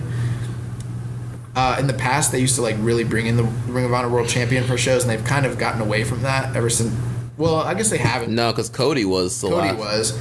But this is the first. I mean, it's been a little while since Cody lost the title. This is the first time we're seeing Dalton, and it's not even a real New Japan show, you know? Right. So, I don't know. We'll see. We'll see how, like, if this will be the start of Dalton coming over or not, you know? I don't know. I don't know. But, yeah, I think Dalton's going over. 60-minute time limit. I'm going to say this is going Broadway. This is going to be a throwback. This is going to be a Catch-a-Skate classic in the vein of Luthez and Gene Kiniski. Like, I don't know. No, yeah, but I think Dalton Castle's going to win probably, like, who knows, 15, 20 minutes. Yeah, hit him with the bangarang. 1, 2, 3. I don't really like the bangarang. I like the bangarang. What is it? It's like the bangarang. I've seen him do it. I'm always just like, it doesn't look like a finish to me. I don't know. I like it. I'm sure people do. I don't know. Dalton Castle's okay. I think he's got great character work, but every time I see him, I'm always underwhelmed by his matches. Anyway, I like Dalton Castle, and you know, Meltzer kind of mentioned this the other day, and I kind of have the same feeling. I feel like Dalton was a lot hotter like 6 months ago. Yeah. And like I kind of wanted him to win the belt like back then. Now I don't feel he's as hot as he used to be. And like even though he's like the Ring of Honor World Champion, he's not the top top guy in Ring of Honor that gets like the biggest reactions, you know what I mean? Yeah. So I mean I like Dalton Castle. I'm a mark for anybody who has an amateur wrestling background. He was a great college wrestler. He has some awesome suplexes. But yeah, he's definitely not as hot as he used to be, and it's going to be interesting to see where this Ring of Honor title run goes. Dalton Castle has, like, his moves are good. Like, he's supremely athletically gifted, and I get that, and like he's fundamentally sound. It's just sometimes the psychology of his matches, when I watch him, I'm just not really drawn in for whatever reason. Maybe I need to watch more of his stuff to like get I don't know, sold on it. Yeah. But the bangering, yeah. So it's the one where it looks like the Alabama Slam, and then he spins him around. Yeah. I don't know, man. It looks like a transition move, like, to me. Like, when he hits him with it, I'm like, I don't buy that it's a finish. I'm just like, they should be kicking out. That should be, like, a setup for his real finish. But right. I don't know. I'm a mark for all these strike finish nows. So, yeah, but that match will be good. Dude Buster 1, 2, 3, new champion. Oh, man. All right, so then we got the final match of this card, super special tag team dream match. Yeah, Golden Lovers, Kota Ibushi and Kenny Omega going against the Bullet Club team of Marty Scurll and Cody. Oh man, so we already kind of like talking about the first night. A lot of the same like equal like tensions and intrigue is there, except we already will have at this point seen the first night. So I'm guessing whatever happens the first night, this is definitely gonna build off of that. Yeah. Now here's my question to you: are Kota Ibushi and Kenny Omega gonna go 2-0 on this tour? I mean, if I had the book, I would put them 2-0. Get them as hot as possible. Is Cody just gonna get jobbed every match of the whole series? I don't think that's happening, man. Yeah. I don't even know what's. I mean, we haven't even talked about. Well, I mean, they could lose. The Golden Lovers could lose the 6-man match, and they get the win here. I don't know. I feel like the Golden Lovers. I mean, they're going to be teaming in other promotions going forward. Yeah, but it's just one. I mean, the only other promotion that we know for sure is WrestleCon. We're going to be there. Yeah, they're teaming against the Best Friends. But are they going to show up in Ring of Honor? Well, I mean, we don't know yet. Yeah. This is tough, man. This is really, really tough. You know what? I'm going to change my pick. I'm going to say that. Oh man, this is so tough. I mean, they could cheat. Cody could cheat to beat roll up Kota, roll up Kenny. What are you thinking? That's what I'm going to say. I'm going to say the first. I could be wrong here, but I think the first night, the Golden Tongans are going to win, and then on the second night, I think Cody's going to stand tall, so that builds more intrigue going forward for this feud. I don't think Cody's getting jobbed every single night of the whole feud. Well, I mean, even if he loses both nights, he's not getting pinned. He's not going to get pinned, but I don't think like Scurll's going to. I mean, if anyone Scurll would have to probably lose twice in a row. Right. Well, he's a junior of the team. It doesn't matter. I don't think that's happening, especially since I just don't see that happening. I think he is going to cheat, and I think he's going to get a win, and I think he's going to get a win over Kenny Omega. I think he's going to pin Kenny Omega 1, 2, 3. It'll be a cheap win. I think it'll be like some sort of roll up, or he could even hit him. He could hit him with the freaking crossroads and pin him. Yeah, that could happen, and I think that I imagine that we'll get some sort of crazy angle coming out of one of these two nights to close the show. But that's what I'm gonna say. That's my pick. I'm taking Cody and Scurll for the second night. And you got Golden Lovers? Yeah, I got Golden Lovers. Dang. And let's talk about the Golden Lovers and the Bullet Club and all the issues surrounding these matches. So this week they had the Golden Lovers documentary on New Japan World, and they do have subtitles for the parts where Ibushi's talking and the Japanese media when they're asking Kota and Kenny questions. So pretty much the gist of this documentary, if you haven't watched it yet, is pretty much just kind of telling the story of the reunion of these friends, Kota and Kenny. They're at I think it's like Kota's like training location. Kota invites Kenny and the media there. They're working on new moves. They want to combine the Kamigoye and the V-trigger for their new finish. They're working on the double golden triangle moonsault. they're just practicing all these tandem moves, and then they get interviewed and just talking about the importance of their friendship. And Kota, is talking about how he's always been watching Kenny Omega's matches and was shocked when he lost to Jay White, and just talking about why they saved each other. And so it's about 15 minutes. Definitely a good little insight to learn the history about them, and just they're reuniting.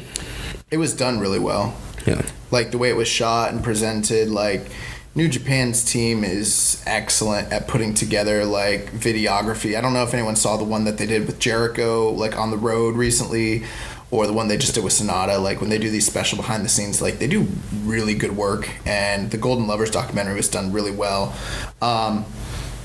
It is interesting just between what's going on with being the elite, and then like Tama Tonga has his own channel. A lot of people don't know he has his own channel. It's very, people are always like, well, why is Neon being the elite? And it's like he has his own being the elite. Right. And then so it's like you've got the stuff going on in Ring of Honor. You got the stuff going on in New Japan. Then you've got the stuff that the Tongans are doing on their YouTube page. The stuff that the U.S. Bullet Club's doing on their YouTube page. And then New Japan's putting out this like documentary. It's like super meta now, like the way that like wrestling storylines are progressing. I remember when Punk first came back, well, not first came back, but when I wish Punk would come back. But when Punk first started the Summer of Punk storyline, and he cut that promo, the pipe bomb promo, and he was like, I might go defend this title in New Japan Pro Wrestling. I might go to Ring of Honor. And I was like, what is happening in wrestling? And like right around that same time, they started like pushing like social media stuff. I remember John Moxley, which is Dean Ambrose, did that. Do you remember when he did that storyline? Mick Foley. With Mick Foley. He was in FCW, yep. Yeah, and it was all happening at the same time, and I was like, wrestling's getting real. And like not too long after that, when Lesnar came back and he like hard way opened up Cena, and I was like, wrestling is like taking a shift. And now it never really ultimately became what I thought it was going to become, and I thought like this new age wrestling was opening up, and it never really happened. But slowly but surely, we're starting to see on the indie scene the implementation of these other elements, because now we've got guys, and to some degree they do it in WWE, so don't get me wrong, I'm not saying that they don't, but nobody at all in wrestling today is able to do this the way that the Bullet Club is doing it, with the way they're forwarding their storylines through their YouTube channel and through their social media, and then between having different companies work together. It's actually unprecedented.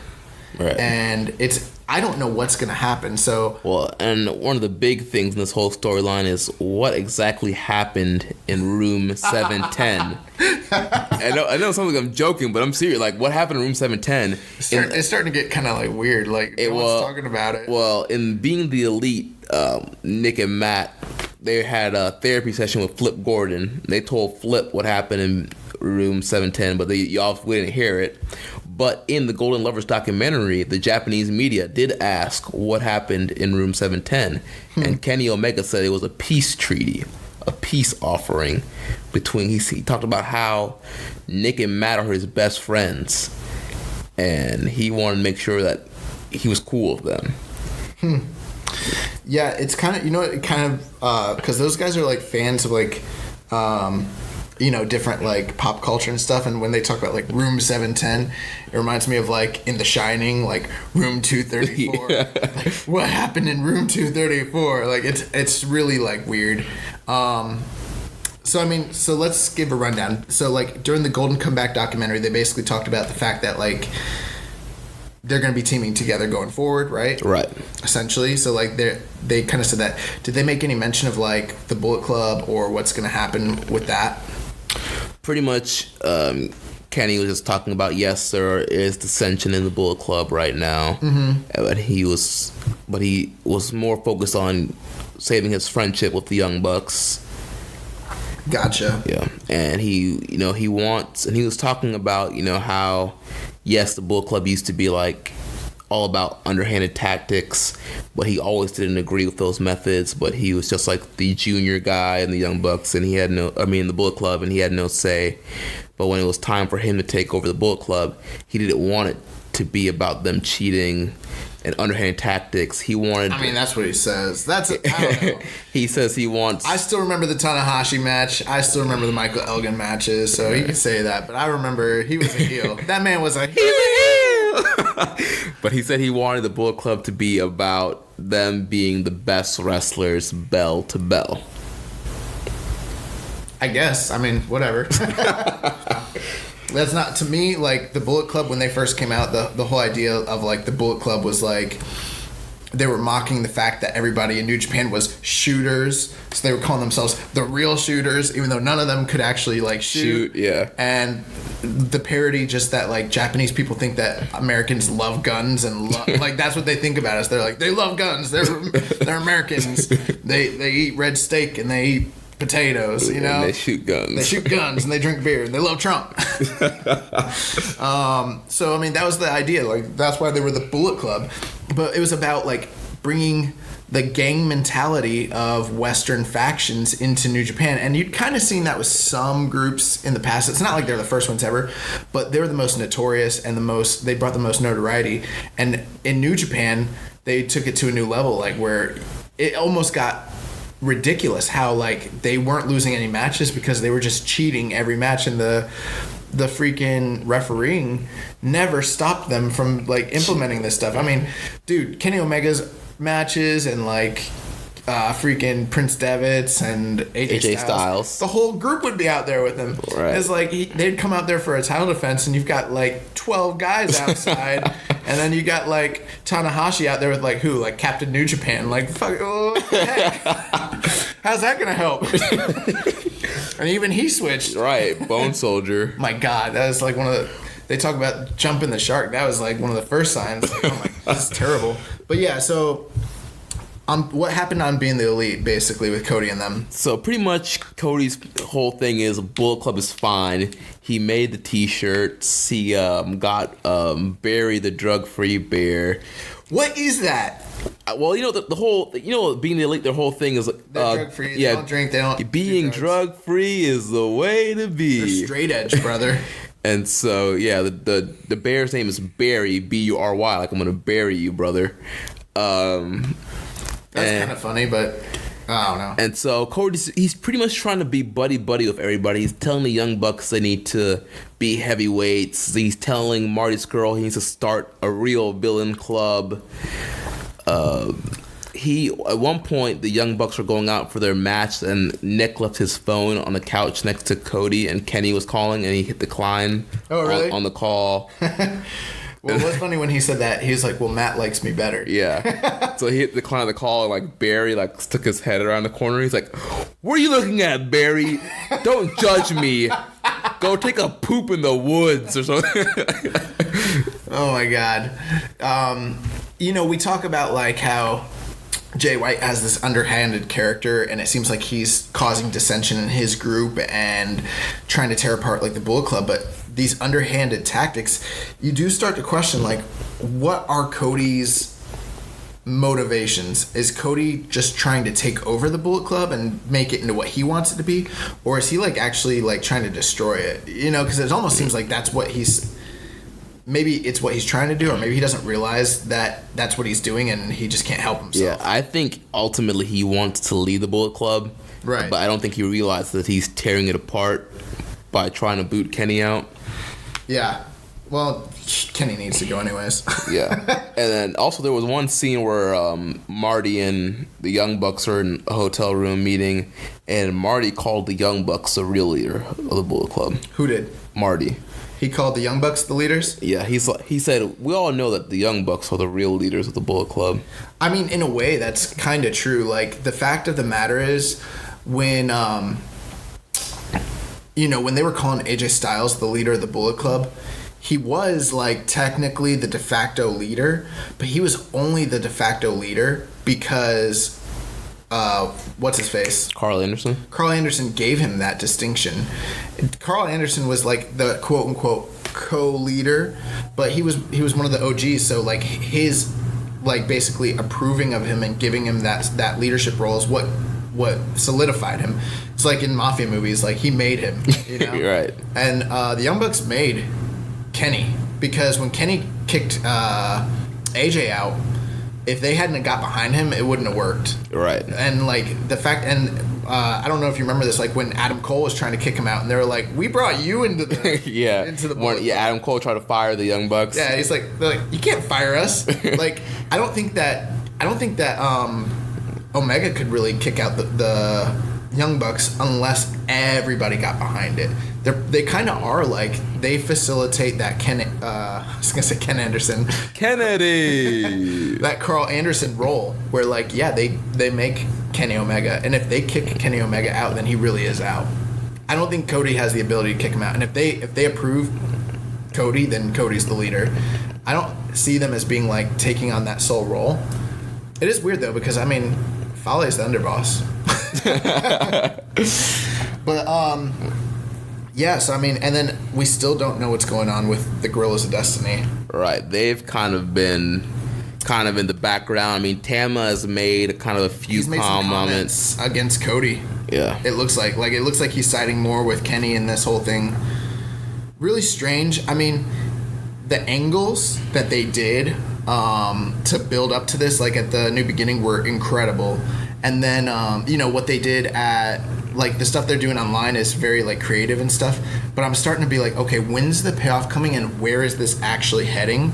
Because if it's starting to feel a little NWO-ish, like almost like there's too many guys, too many moving parts. What's gonna happen? They need to get this thing on the rails and bring some cohesiveness back to it so that we know where we're kind of heading.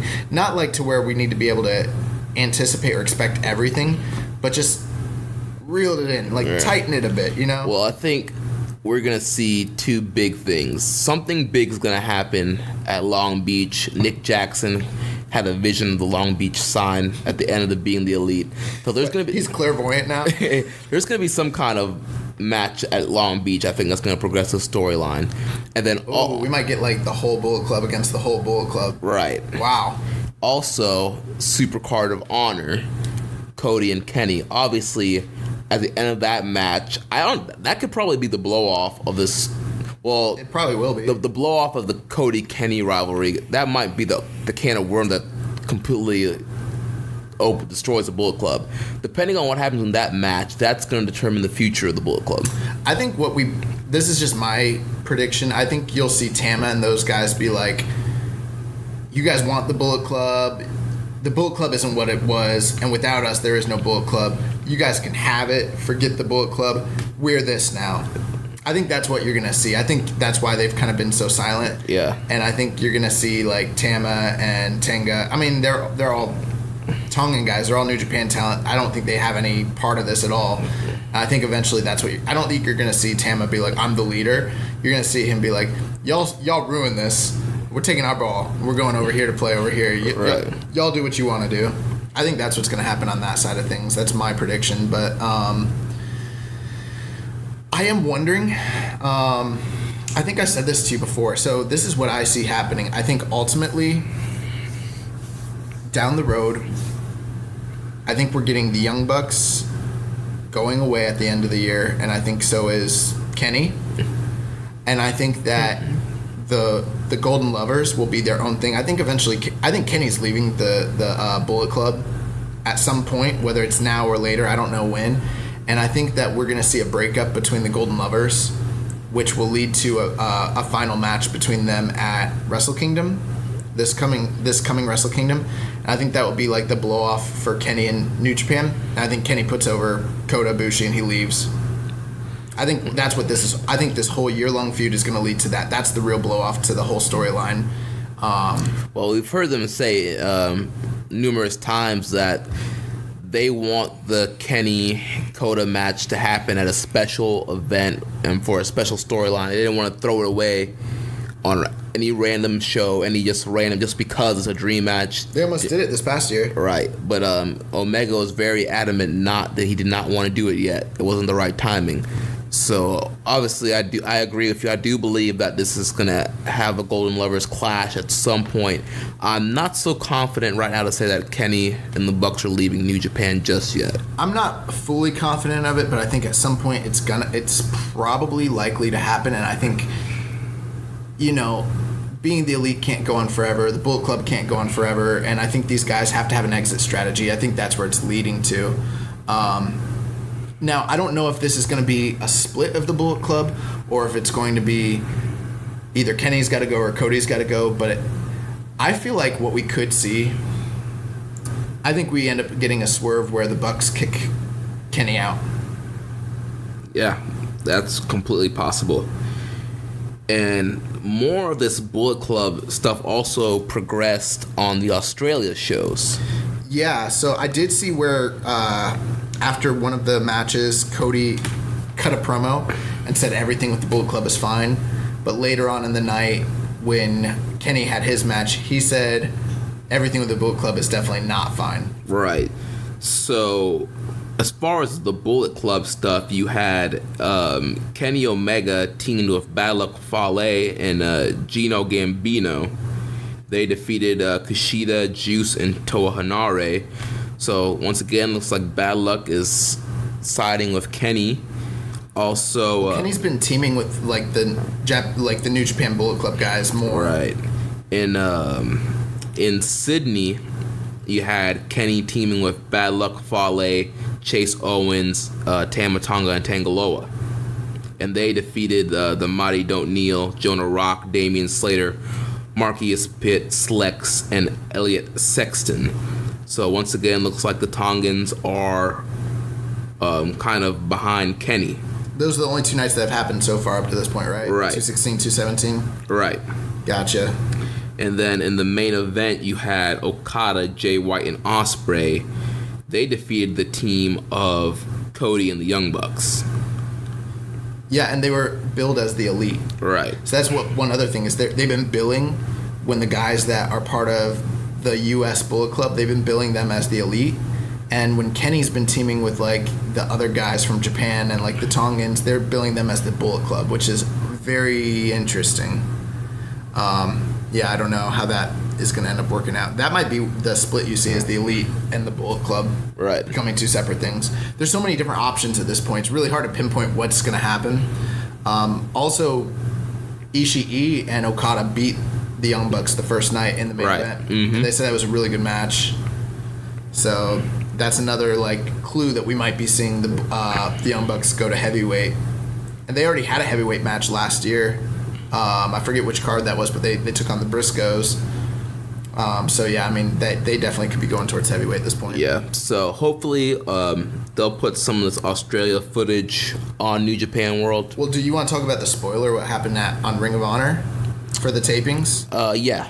So I don't know the whole context, because Ring of Honor tapes about 4 weeks of television in advance. So I don't know where this is going to fall in their storylines, but there's videos that came out, and Nick and Matt were basically talking to Cody in the ring, and and it was them and Skrull and Hangman and then that freaking bear, whatever. Barry the bear.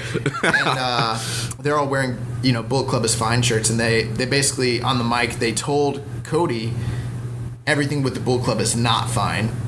And then did they say Kenny Omega was the leader of the Bullet Club?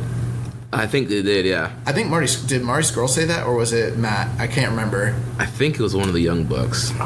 Well, Marty Scurll took his shirt off and got out of the ring, and then the Young Bucks took their shirts off and they got out of the ring too. So I'm like, man, when is that happening, and how does this all play out? And is this just a swerve? Are they setting up Kenny? Because it almost feels like that's where it might be going. Yeah, I could totally see a swerve happening. So, a lot to think about. There's going to be more coverage. Also, we have to think about All In is coming up in September. And I'm wondering, like, all these guys who have Dissension right now, they're all signed for that card. So how's that going to work out? You know what I mean? Right. So that's a long ways away, too. And, I mean, that's after, September? I mean, that's literally, like, right after the G1. So we'll see. Yeah, it's going to be very, very interesting. So what do we got next on the docket? Well, let's talk about the Golden Lovers signed for WrestleCon. Right. So the Golden Lovers for the WrestleCon Super Show, they're going to be taking on the Best Friends. But the interesting thing was the original matchup, they were trying to get the Golden Lovers against the Lucha Brothers, Phoenix and Pentagon Jr. Yeah, Zero Miedo. But, they are not CMLL guys. And yeah, they are signed to the Crash, and before that they were signed to AAA. And apparently like New Japan put the kibosh on that match happening, which once that word got out, people were pretty upset about it. But I mean, I don't know. This seems to actually be somewhat of a policy change for New Japan. And the other strange thing is I guess it depends on what New Japan feels like on that given day, because they'll make exceptions for some guys to do certain things. Like we've seen it with Jericho, and we're seeing it with like Mysterio and stuff like that, and Liger in the past. And even like at Bola last year for PWG Best, Battle of Los Angeles, they had the Young Bucks and Kenny Omega take on a team from the Crash last year, where I think they wrestled like Pentagon and Phoenix and I think maybe Drago. I'd have to look it up, or maybe it was Flamita. I can't remember. So I mean, they've already wrestled these guys in other promotions just as like last September, basically. Right. So it's very interesting. What are your thoughts? I mean, I understand the whole partnership thing and not wanting to use, being kind of loyal to the CMLL partnership. I think it would have been an awesome matchup, especially for us to see it live. But I think Golden Lovers versus Best Friends will be a very, very good match. Is it weird that I like Best Friends better than the Golden Lovers? A little bit, yeah. As a tag team? Bro, I love Best Friends. I love Best Friends too, but it's Kenny Omega and Kota Ibushi. Right, but I still like Best Friends better. They're gonna do that Kamegoye V trigger and send the Best Friends into tomorrow, man. No, they're not. No, they're not. You're crazy. So I mean, I don't know really. It is somewhat surprising that that they kind of like put the kibosh on the match in general like that, just because it's not even like a big show, right? I mean, in a way it is, because it's WrestleMania weekend, but it's not like they're selling out mad pay-per-views or anything like that. So it is kind of interesting that they're like, oh, the Golden Lovers? No, they're not wrestling Pentagon and Phoenix on a local indie like show in New Orleans that nobody's gonna hardly see, and like they'll sell like a couple hundred DVDs of it, like, and a couple hundred people will watch it on on pay-per-view, like, right.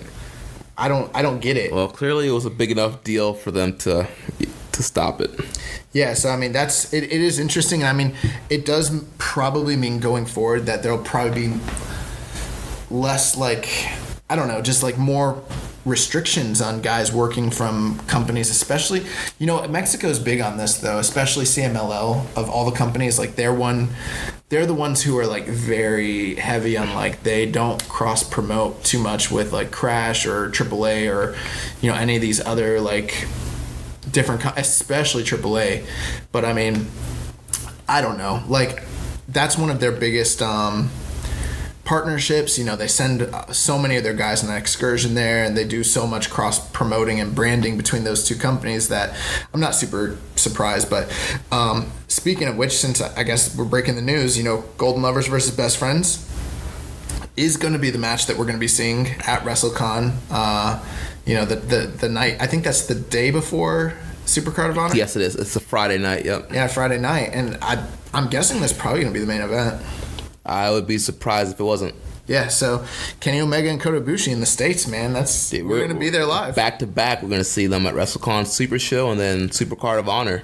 Yeah. I have a feeling that Kota is going to go against Marty Scurll. I don't know why. That's the feeling I'm getting. You're probably right. Go with your gut, man.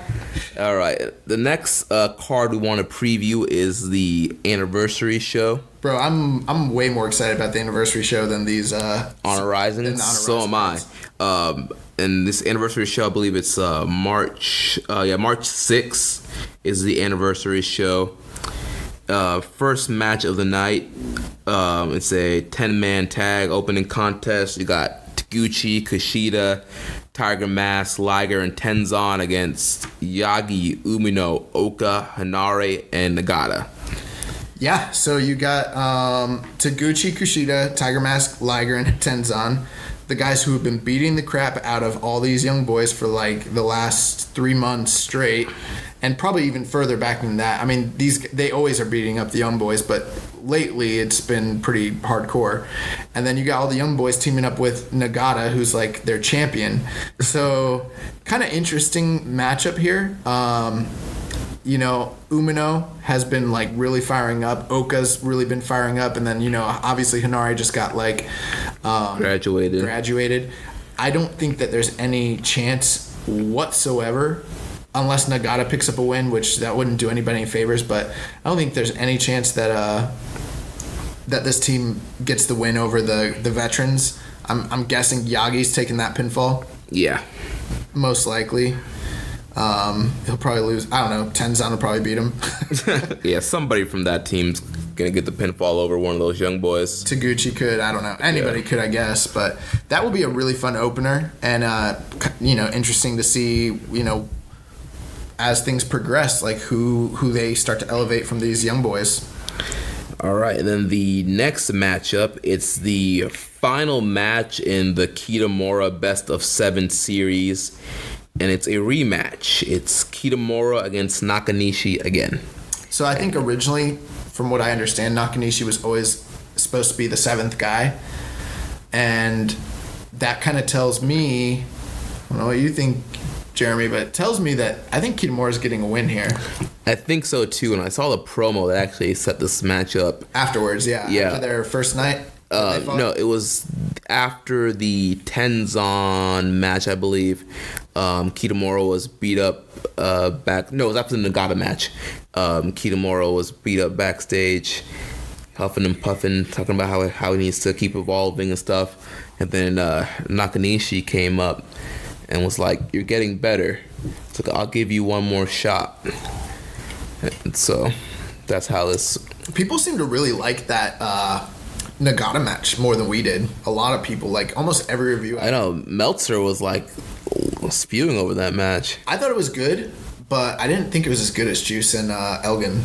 Yeah, I thought both those matches were better. I don't know why, but I thought by far, I kind of thought the Nakanishi match that Kitamura had the first time was the worst match of the whole. Right. 7-match series. Which is why I was not excited when I found out that this was happening. But I think that, originally it was supposed to be Kojima. Yeah, Kojima was supposed to have. So I think this was always planned to be the 7th match, and I think that, they moved Nakanishi into that role, and they're like, we'll just do a rematch. So, but I think I'm like kind of getting excited. I think Kitamura is going to win one. I thought he was going to go 0-7 in this series. And if he loses to I'm going to say this right now. If he loses to Nakanishi, that's the wrong call. That he does not need to lose this match. Ghetto, do you hear that? Ghetto, are you listening? For real? He's like, you're right. I want to do that. I want to do that. I think Kitamura needs to get the win here, like badly, and I think there's no one better for him to get that win over than Nakanishi, especially since, like, in a way, they're trying to build him up the way that Nakanishi was at one point in the promotion. So this makes sense in a lot of ways. I think he should beat Nakanishi with the. I think you should beat him with the torture rack. Oh, that'd be awesome. I think he should beat him with the torture rack and take that move from him. Yeah. I think Kitamura doing the torture rack. But he needs to jump up with it and crank him. He needs to crank the crap out of He needs to do people. Lex Luger style. Yeah. If Kitamura starts, I'll become the biggest Kitamura mark if he starts torture racking people. Oh my god, dude. Oh my gosh, that'd be awesome. You want to talk about the evolution of Kitamura? Give that man the torture rack. He's tailor-made for the torture rack. Yeah, he is, man. Just get him up there and just crunch him. Freaking A, yeah. So, I'm not too excited for this match, but I am excited because I'm like, Kitamura's going to win. If Kitamura doesn't win, this show's done.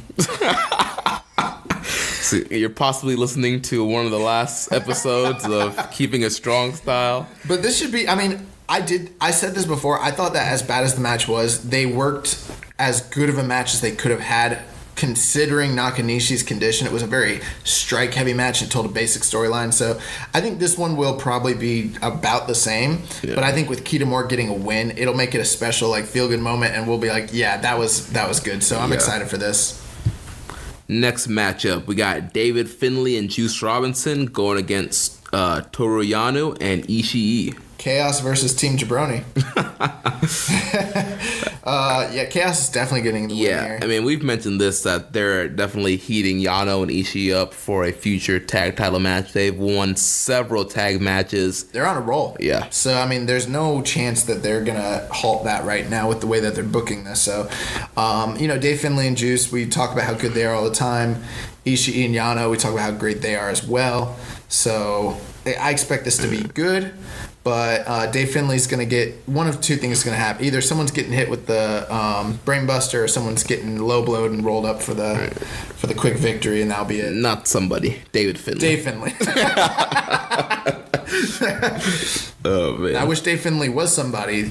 Just send that man away, guys. Please. Like, we need him. I think Dave Finlay's great, and it sucks. Dude, send him to Progress or some other. Send him to Europe. Yeah. Send him to Europe, dude. He's Dave Finlay's son. Like, he can do the tours all over Europe. He can go to freaking, like you say, he can go to Progress. He can go to RevPro. He can go to ICW, IPW, OTT, like all those companies. Just let him do the loops, man. And then, who knows? Let him go work over there and let him come back too. Like, it doesn't even have to be a full excursion, but right. Like, I'm tired of this. I'm tired of Dave Finlay like being the odd man out of that whole generation of young boys. Like, I mean, freak. Next up, we have a junior heavyweight tag title match, a three-way match. The champions, Sho and Yo, Roppongi 3K, defending against the LIJ team of Takahashi and Bushi. Also defending against the Suzuki-gun team of El Desperado and Kanemaru. I'm very surprised by this. Yeah, I was not expecting a three-way. I for sure thought it was just going to be Roppongi 3K against Suzuki-gun. I wasn't expecting a junior title match in this card at all, to be honest with you. Mm-hmm. But I mean, I didn't know how all these different cards are going to shake out. But yeah, I mean, they were building towards Sho and Yo defending against Desperado and Kanemaru. I'm guessing they're still building towards that. But I don't know, man. This kind of worries me. Why? Just all those junior tag multi-man matches we got for so many years. Gotcha. You're thinking we're going to go back to that? Yeah, because we just started to like get to a point where the junior tags seemed important enough to do, feuds and, single tag matches. And they've been great, by the way, as well. Not that this won't be good, because all three of these teams can really work, and this will probably be great. But I don't know, man. My little spider senses, they're tingling, dude. The vision. Yeah, so I don't know. It worries me a bit. I'm guessing Sho and Yo are probably going to go over here, and I'm guessing like Bushi or Kanemaru's probably taking the fall here, probably. Yeah. But this should be very, very good. If one of the challenging team pins the other challenging team, they win the belt, probably, huh? Yeah.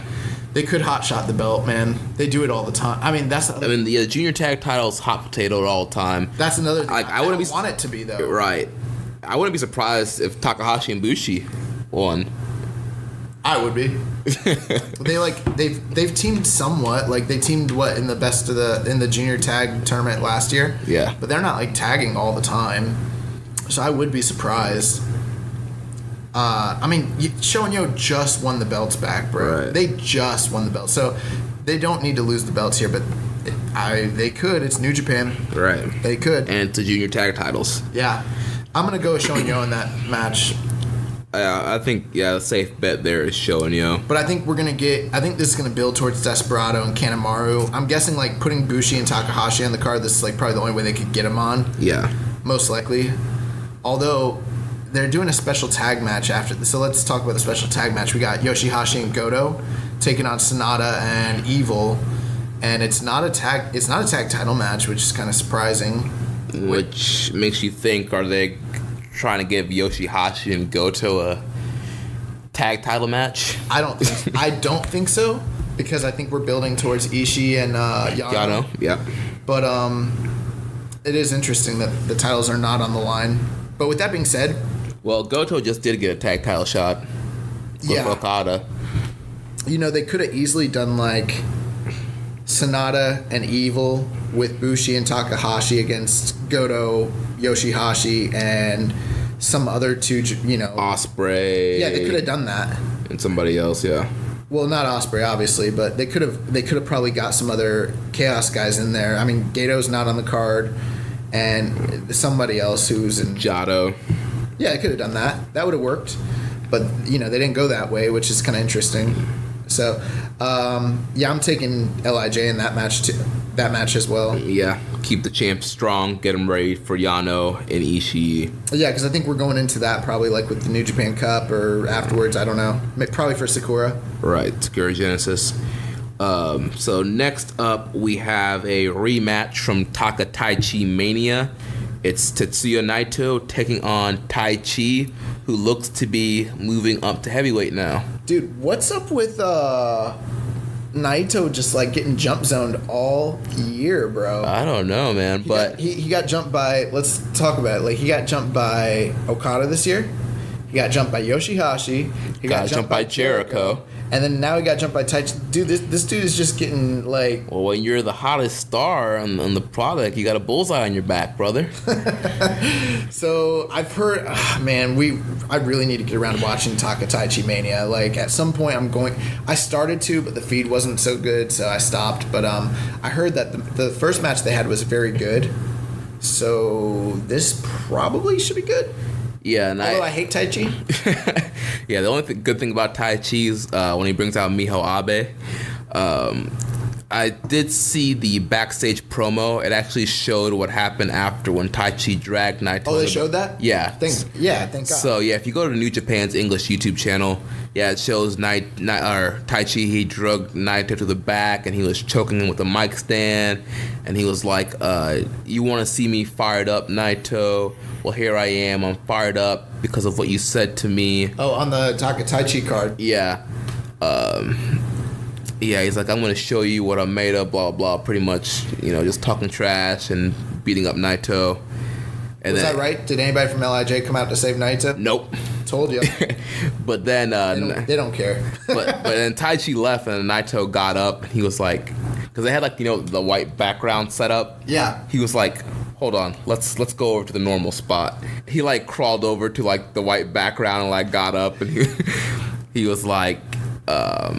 finally, we're seeing something from Taichi, and pretty much just saying, it's because of Naito. He's like, why doesn't Taichi tell me thank you? I'm the reason he's so fired up right now. He's like, but I don't have time for Taichi right now. I'm a very busy man. He's like, if Taichi wants to fight, maybe I'll think about it. But obviously, I guess Geto thinks the time is for now for them to fight. So yeah, it's it gives something for for Naito to do in the meantime. They're kind of hot potatoing feuds, but I mean he's winning. He beat Yoshihashi. He's definitely going to beat Taichi again. I mean, at this point, that's what I think is going to happen. Obviously, so we're slowly but surely seeing the rebuilding of Naito. Maybe we're getting him ready for New Japan Cup, a big run in the New Japan Cup. I would say probably. So yeah. All right, so this should be good though. Yeah, should be good. Yeah, I mean, as much as we hate Taichi, he can be a solid worker when he wants to be. Right. I mean, I'll be happy as long as he just brings Miho Abe out there. So next up, we have the... Oh, you're a pervert. Why you gotta be so thirsty on our podcast, bro? Because... Keep it family friendly, bro. Because I'm newly single and ready to mingle. So... Oh, my God. You're a trip, bro. Yeah, looking for all the girl marks out there. I don't think I could handle dating a girl that liked wrestling. What, dude? That'd be awesome. Just watch wrestling all day together. I like a little some combativeness. Like, hey, you want to hang out? Let's watch this old 1980s All Japan. Great, and get nothing done. We just be at home all day watching wrestling. Oh man, I need someone who's like, turn off the wrestling and go to work. Fine. Oh. Oh my God. So up next we have the IWGP. Why is that funny? I don't know. The IWGP Intercontinental title match. Togi Makabe challenged the champion, the January Wrestler of the Month, Minoru Suzuki. Yeah. So we've seen the build to this match,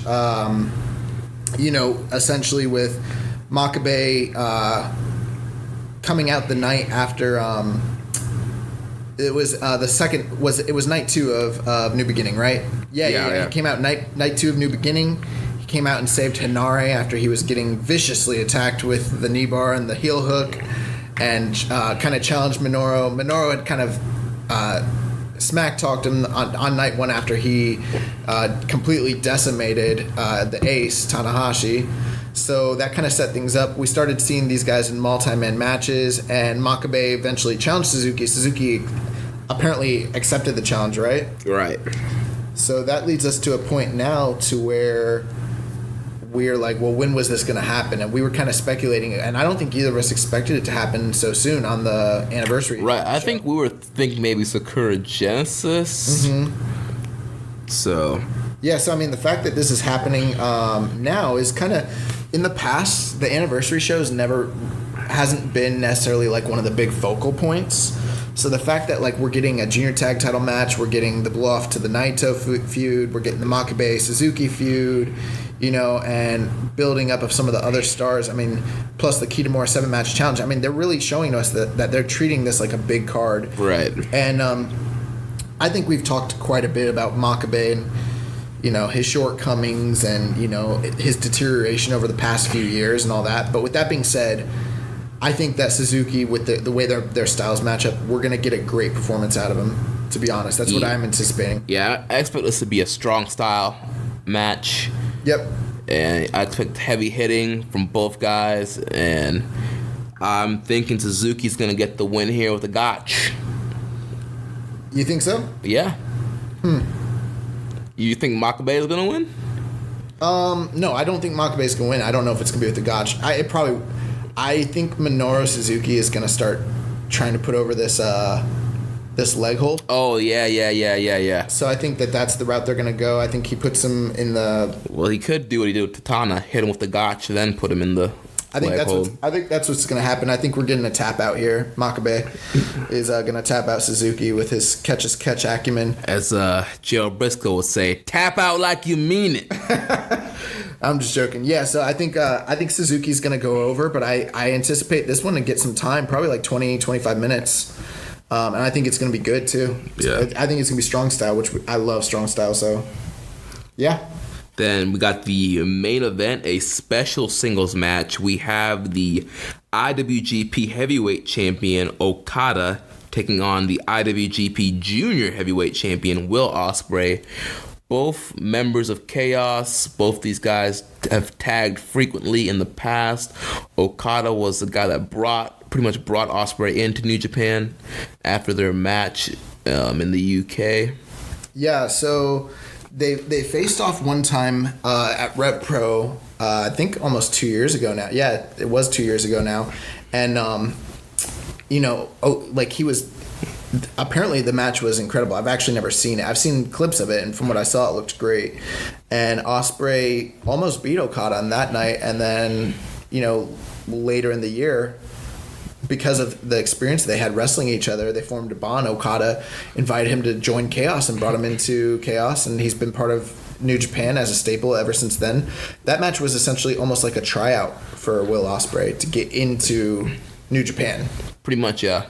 So they, at the end of the New Beginning, after he beat Sonata, Okada kind of said that he wanted to revive the tradition that they do where the IWGP Heavyweight Champion defends the belt against the IWGP Junior Heavyweight Champion. I don't think this is a title match, though. No, it's a special. It's just a special match. It's 30-minute time limit. Champion versus champion. They've actually done this same setup several times in the past. I know in the past they did Tanahashi versus Prince Devitt when they were both champions. With Tanahashi, they were both faces at the time, so it was pre-Bullet Club. Right. And then they did another match. I'm trying to remember who it was. Oh, it was Kota Ibushi against, I think, Okada. if I remember correctly, I think it was Kota Ibushi against Okada. I could be wrong about that, but I know it was Kota Ibushi, and he wrestled the IWGP champion at the time in a special match when he was the junior champion. I think Naito also wrestled Okada on one of these anniversary shows when he was a junior, and Okada was a heavyweight at the time as well. So I mean, there is it, and then obviously last year Okada wrestled Tiger Mask W. Right. Yep. Which that was kind of in the same vein. It wasn't champion versus champion, but it was a junior, heavy versus junior. So kind of a running tradition there, and Ospreay had some very interesting statements. Do you remember what he said at the press conference? I know he said he wanted to. He was the one that challenged. Well, kind of talked about it, but he accepted the challenge. And I forget exactly what he basically came out and he said, 2 years ago, before I was under your tutelage, we wrestled and I was this close to beating you, and you're the greatest wrestler in the world, and after studying under you and being mentored by you, I'm that much better at this point. So what are the chances that I'm not going to actually beat you? Right. And basically he was saying, like, I'm getting ready to step out of your shadow. This is interesting because we've talked in the past about guys within stables wrestling each other, and it does happen from time to time, especially during G1 and tournaments, things like that. But outside of it, it's very, very rare. And with the stuff Jay White has said in the past about wanting guys to challenge one another, all of a sudden you see Okada willing to give a match to Will Ospreay on a big show like this. Right. And even though it was friendly, it was still kind of heated, the interactions that they had with one another. Mm-hmm. And so I'm wondering, like, is this playing into that whole aspect of things, like of stablemates wrestling one another? I mean, we're seeing it with the Bullet Club. We're seeing it with Chaos. So, I mean, I don't know, man. That just makes me feel like things are starting to go off the rails a little bit for these two teams. Something interesting here, too, is just the possibility of Ospreay going heavyweight. And he mentioned on Talk Is Jericho that he wants to do the G1 one day. He wants to be heavyweight. Well, that's one of the interesting things about New Japan is they let these guys cut promos and they say things sometimes that don't end up actually happening. And it's not that New Japan doesn't pay things off, but they give these guys the creative freedom and license to say things, you know what I mean? And they don't really stop it if it caught, like last year Bushi was talking about how he wanted to be in the junior tag match, and that didn't end up happening at Wrestle Kingdom. They've had times where, like, the Young Bucks have cut promos where they talked about wanting to go up to heavyweight. Hiromu's talked about it. Kushida's talked about it. And so far it hasn't happened. But it's interesting because you get that from time to time where guys try to book themselves into a shoot, brother. Right. Get yourself over. Get themselves over.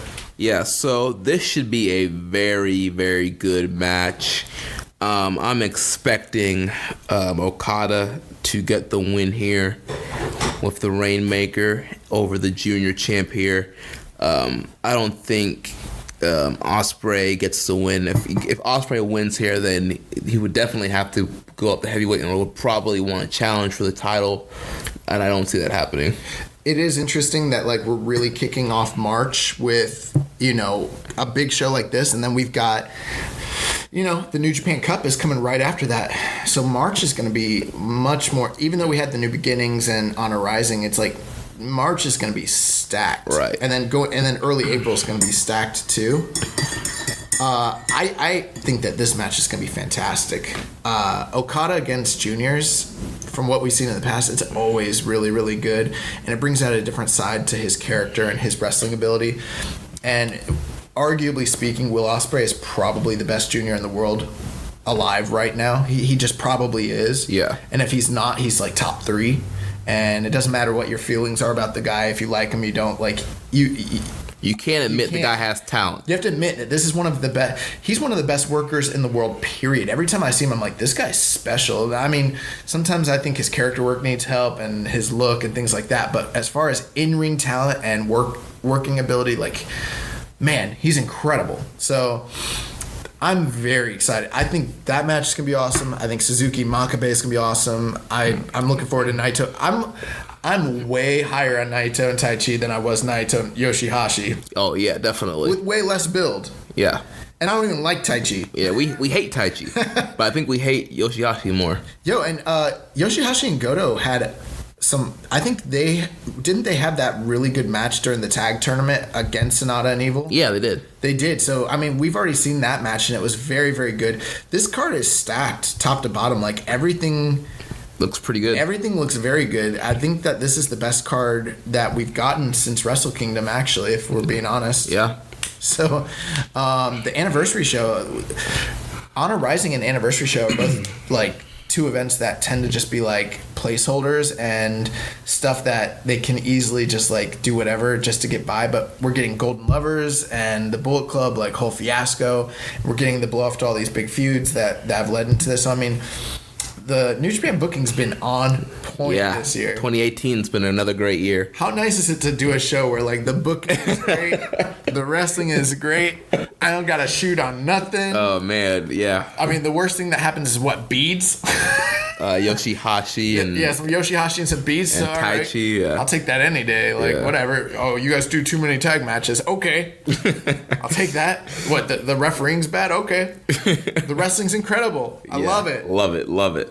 Oh my god. And speaking of Okada, and we mentioned the New Japan Cup, Okada has been talking about wanting to be in the New Japan Cup this year. Yeah, very, very, very interesting. So for those of you who don't know, the New Japan Cup, it's a single elimination tournament with a lot of the top contenders, and the winner gets a title match of his choosing. So he could choose the world title, the U.S. title, Intercontinental, Never, whatever singles title of his choosing. So typically the champions are not in the tournament. Yeah, so, it doesn't really make sense. Why would they be in the tournament if they have the belt? What are they going to challenge themselves? You could hypothetically have one of those champions win and then champion versus champion, yeah. But that's not really ever been the point of doing that tournament. The point of the New Japan Cup is pretty much to get somebody hot and create like a hot challenger, usually for the IWGP Heavyweight Champion. Since Sakura Genesis / Invasion Attack is one of their bigger shows of the year, you have to do something to set up the title match for the IWGP Champion, coming out of February. You got to do something, so that's usually how they set it up.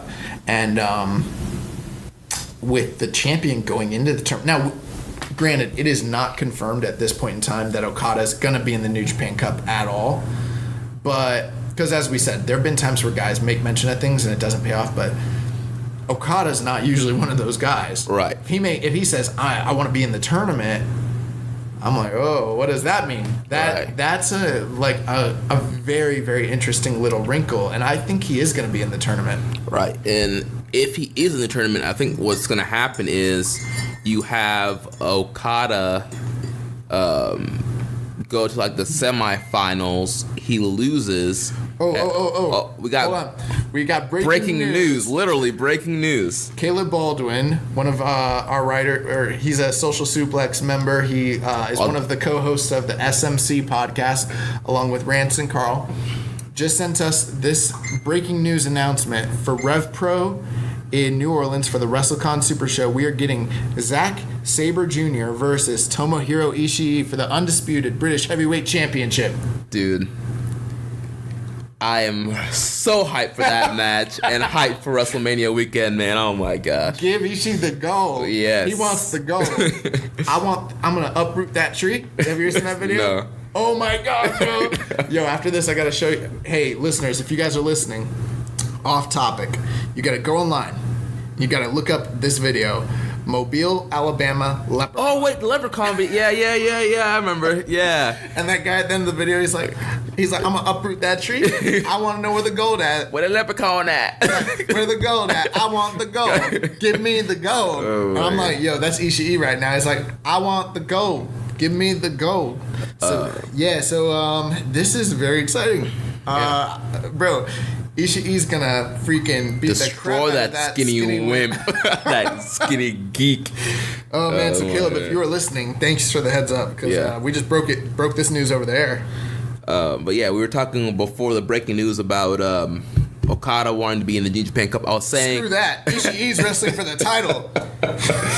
He's gonna be the British Heavyweight Champion of the world. Oh my god.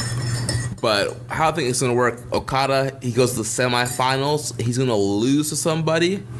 And the person that beats him, and then that person will lose in the finals. So that way, that person will get a title match, and then the winner will get a title match. So you set up 2 challengers for Okada. Yeah, we have. There's been a lot of speculation. I think because this year they're doing live shows every single night for the entire tournament. I think that is one reason that I'm very inclined to believe Okada is going to be in this tournament for sure. The other reason though is because of all the turmoil that they've talked about with inner brand or inner what are they called, factional fights. Right. So I'm like, oh man, Okada versus Ishii, that could pop off. I don't know, But with that being said, I'm not gonna make any predictions right now until I see a list of competitors and I see a bracket. Now my early gut feeling, and it's been this way for a while, is Ishii, but I've seen so many arguments for so many guys that I'm like, yeah, you could easily. I think the second favorite's Naito. I think earlier in the year I was saying Naito was going to win it and challenge for the belt and win it, but they haven't really been leaning towards that at all. There's been no, and then especially since we're still waiting to see what happens with Jericho, that kind of throws my original thought process on that into throws a monkey wrench into that. So I don't know, but I'm not right now. My early inclination is that we're going to get Ishii and Naito at Sakura Genesis. But even still, with that being the case, I'm not going to make any predictions until I see a bracket. Yeah. You got to show me a bracket. Show me the bracket. Full card. We want the full. And then once I see the bracket, I will make my predictions, and I will be wrong because I'm good at predicting match outcomes sometimes, but I'm never good at predicting tournaments. I suck at it. I can maybe predict the winner, but not how it's going to go. I think for the U.S. tournament, I think my finals were supposed to be Elgin and Ishii, and I thought Ishii was going to win the belt. No, I thought Elgin was going to win the belt, to be honest with you. Yeah. And he got jobbed in to Kenny Omega. And I thought Kenny Omega was going to lose right away. Really? Yeah, I was at the time I was like, why would they put this red belt on Kenny Omega? I was like, he doesn't need the belt. He needs to be going for the IWGP title. And I was like, this is stupid. Why would he win the US belt? It doesn't mean anything. And little did I know he's gonna make it the second most important belt. Right. He had to make it mean something. And now it doesn't. Oh man. So Okada wants to be in the New Japan Cup, but what's exciting about it is, it's usually a 16-man tournament. So I mean, that's 4 rounds? Yeah. 16, 8, 4, 2. Yeah. Yeah. So, I mean, we could get 3 really interesting, 3 or 4 really interesting Okada matches. Yeah. Whew. I mean, bro, I don't know. Kenny Omega could win it, bro. He could. Almost all their top guys are the only guys that probably won't be in it is Suzuki, Goto. And Jay White. And I'm kind of okay with that. Yeah, I'm fine with those guys. If we're going to get Naito and Omega, I mean, this is a mini G1 right now. Yeah, it is. That's going to turn into the most stacked freaking New Japan Cup we've had in years. Oh, man. Plus Ishii, plus Elgin, Juice, Yoshihashi. I'm hoping Juice gets a good performance. So I don't know what we'll be covering that more. I mean, this is just the first time we've heard about Okada wanting to be in the tournament, so very exciting stuff. And then his opponent, Will Ospreay, like I mentioned earlier, he was on Talk Is Jericho. Yes, he was. We talked about him being, he wants to be in the G1 and be a heavyweight, but also something very interesting. He talked about turning down a WWE contract. Yeah. So he said that they tried to open up negotiations with him last year, and he just flat out turned it down immediately. Just wouldn't even have the conversation. It's kind of crazy, right? Right. Well, it's weird because Ospreay is just one of these guys, he loves more of the art of wrestling than the money, and he's not really in it for the money. He's in it because he loves wrestling so much. I'm sure he's making money. Yeah, he's making money, but obviously he could make way more money in WWE. Could he though? I mean, yes, he could. But I mean, I don't know, man. Like, there comes a time in life, like, I guess it depends on what your aspirations or what you value as a person are. But I mean, there's actually a really interesting documentary. It's called Happy, and it talks about how, like, money can make you happier for sure. Like, what makes people happy it's actually on Netflix. If you guys ever want to check it out, it's pretty good. They talk about what makes people happy, and they're like, does money make people happy? And what they found through research was that yes, it does, to a threshold. Once you're making about $150,000 a year as an annualized income, your threshold for happiness is higher than people who are in a lower bracket of earnings. But they said from like 150 to the highest billionaires, there's really no difference, because you don't have anything to worry about and it doesn't make you any happier. And in fact, it could actually, the burden and pressure of the money can make you sadder. So it's like, I say that because it's like he's probably, I would guess he's making six figures on the indies between all the dates he runs in New Japan and the States and England and all that. And Australia. I'm sure he's making six figures. He's one of those guys that's in that like top bracket of indie stars. So I'm sure he's making that type of money. And he's working so much fewer dates. I mean, like, he even talked about that. He said that, he's like, I won't work the WWE schedule. They work 300 days a year. Right, yeah. He, hates to travel. He doesn't want to work Christmas. Right, yeah. He said, he's like, Christmas is a big deal to me. He's like, I want to be with my family on Christmas. I'm not working Christmas. I mean, look, Bret Hart worked Christmas for all those years, and look what they did to him. So, no, do you remember that? Like, do you remember in Wrestling with Shadows? He was like, he talks about it. He's like, dude, I worked every Christmas for these guys. And look what they did to me. That was like something he said. Yeah. I was like, bro, my heart broke a little bit. Like, yeah. The Hitman's working Christmas he's like, I worked 15 Christmases in a row for these guys. They're going to screw me over like this. I was like, dang, that doesn't sound like a good gig to me. Yeah, so I don't think we'll ever see Will Ospreay. I know you're not to say. I wouldn't say that. I don't know if that's the case. I think maybe if enough money comes down the line, but right now he doesn't need to. Right. I mean, with the way that the game is and the way that like some of these guys just have good enough deals, they don't need WWE. Right. When you have the creative freedom and you can create your own schedule, and he talked about he didn't re-sign with Ring of Honor because he thought the Ring of Honor schedule was too much of their tournament. Did he? Yeah. I didn't hear about that. But that's on the same interview, when his contract came up, he didn't resign because he just didn't want to have to be on tour and do all the TV tapings. They only do one big show a month with like a couple shows around it. I know. They do like 3 or 4 shows a month. Yeah, I know. That's crazy. So I mean, I guess that probably would add a lot more to his schedule, if you add it to everything else he's doing. But I mean, it's kind of crazy. And plus, his whole focus right now is to build up the Australia scene, because there's so many great wrestlers there that we don't even know about, because there's no spotlight down there. So he wants to use his name recognition. If they got more guys like Juicy Gambino, then sign me up.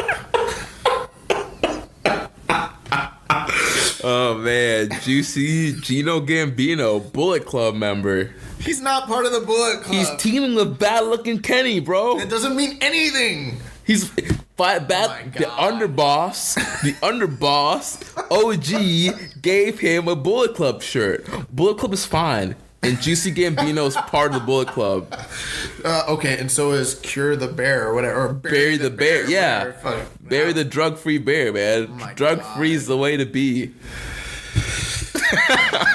Sometimes, bro. Shoot on this man. Oh man. You want to shoot on the shooter? Whatever, bro. All right, dude. Guard. I won't do anything. I'll just stay there. It'll be super weird. All right. What's the free match of the week, man? Okay, so the free match of the week on New Japan World, as well as the New Japan Pro Wrestling US YouTube channel, we have a classic matchup, 10-man tag. It is UWF versus New Japan Pro Wrestling. This match, I actually have to look it up.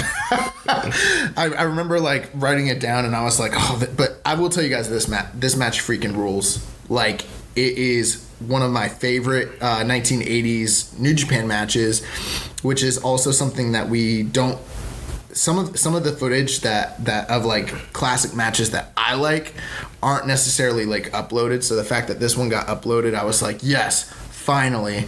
But it's from I believe the 85 or the 86 series, when UWF had folded the first time, and like Akira Maeda and like Fujiwara and like all those guys came into here it is, free video. Let's look it up. Yes, the 5-on-5 match. I've got it right here.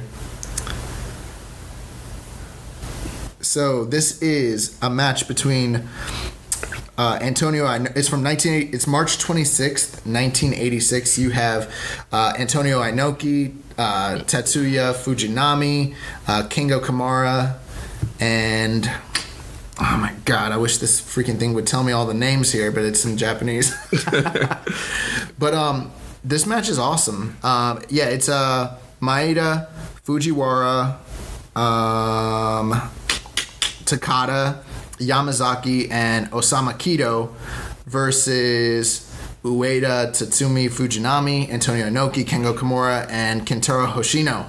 And it's an elimination match, and it's one of the crescendos of the original UWF versus New Japan. This is they've done a few.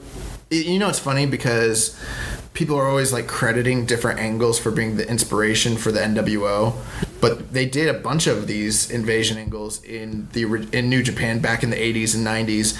I would say that this was like the third one that they did, because they'd already done the Riki Choshu Ishingun feud like a few years, like in the early 80s, which was just incredible. And then they did the other one with I forget which wrestling group that was, but when like Rusher Kimura and like, or I forget, Kengo Kimura and like why do I forget? It doesn't matter, but those guys came IWE. The IWE guys came in. The IWE versus New Japan feud was the first ever invasion angle in any promotion that had ever been run, and they did big business with that in the early 80s as well, even though Inoki like pretty much jobbed them all out like he was John Cena against the Nexus. But this match was like I don't know if this was I can't remember if this was the blow off or if it was like the first big match, but if you're listening, you've got to check this match out. If you want to see a Japanese crowd go crazy like they're at WrestleMania, this is the match for you, and it is really, really, really, really good. I think the guys over at ProWrestlingOnly.com, they do they're running like a best of the 80s project, and they've been running it it's been going on for years, and it's a huge project. But a couple years ago, they came out with the best New Japan matches of the 80s. I think this is in the top 10, so it's definitely up there, and it's required. If you're a New Japan fan, it's required like watching. I haven't seen it in a few years, but I do remember like seeing this and being like blown away. And nobody in actually like ever, aside from like probably Lucha Libre like multi-man matches, nobody really does these elimination matches like New Japan did in the 80s. So if you get a chance, you got to check this out. If you want to see like interbrand feud done right, what WWF should have done in 2001 when they blew the whole freaking invasion angle, the easiest angle that you could have ever, I mean, like anybody could have done that and made more money than WWF ended up making. You got to see this match. Nice. So check out that free match of the week. Go to New Japan World. They have a free video section right on the homepage. And in previous shows, we've talked about Naito being on tour in the U.S., and that's been going on. Some of those matches have happened already. Yeah, I mean, there's not a lot of news, but there's been people that have been talking about it. I mean, obviously, we discussed all those shows are sold out. He wrestled Sami Callihan.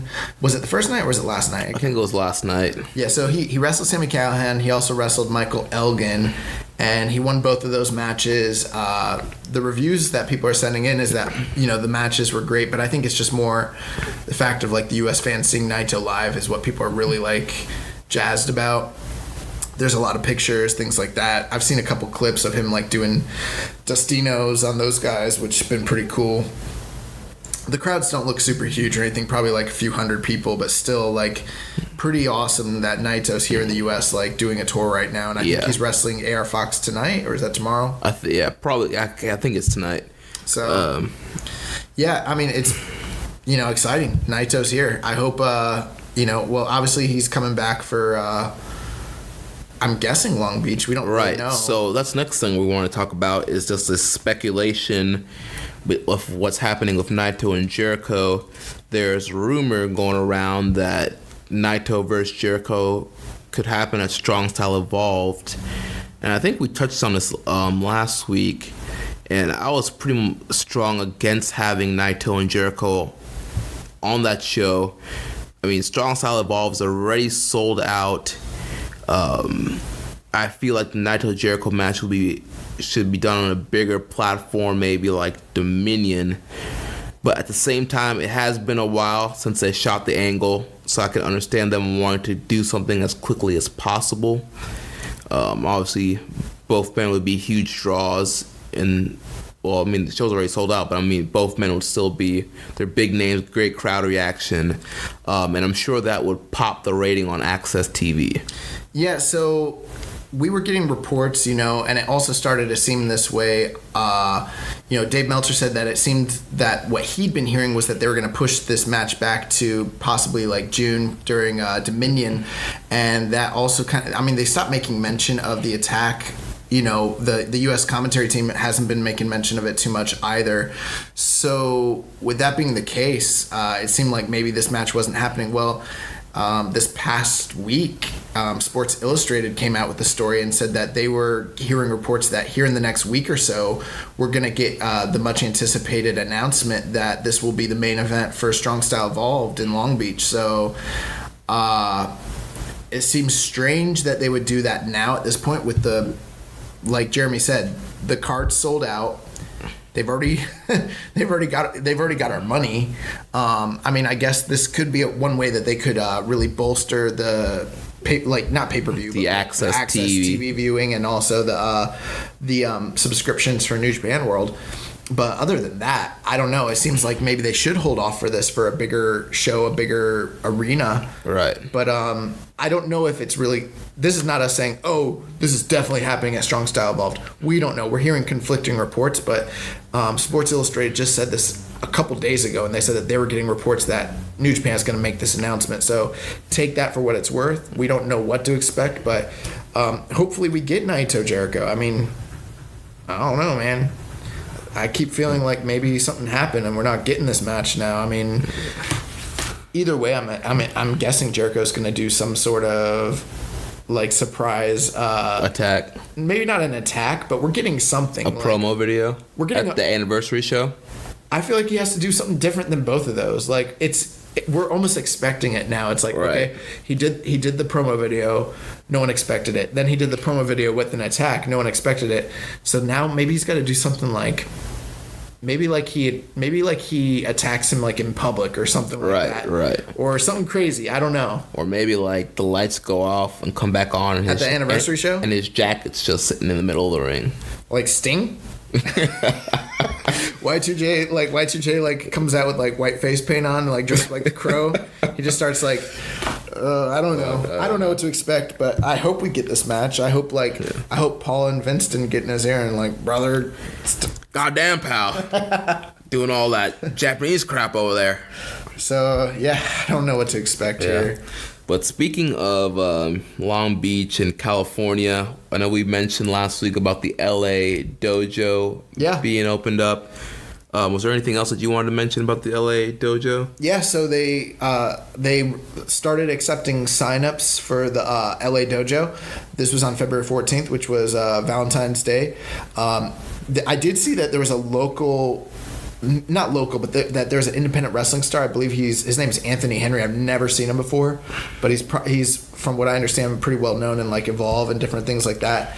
He put a tweet out showing that he'd already signed up, so he's going to the LA dojo to wrestle, not to wrestle, but to train and to try out. So that's kind of interesting that we're already starting to see not just like, local people like from, like the average Joe off the street who's a New Japan fan trying to get in there, but like actual established pro wrestlers who probably want to like, I don't know, refine their skills and things like that, which is kind of interesting. So, if you still want to sign up, they're accepting signups, $500, I believe, to I don't know how it works, to be honest with you. I don't know if it's $500 a session and it's $1,500 for the 3 days, or if it's one fee.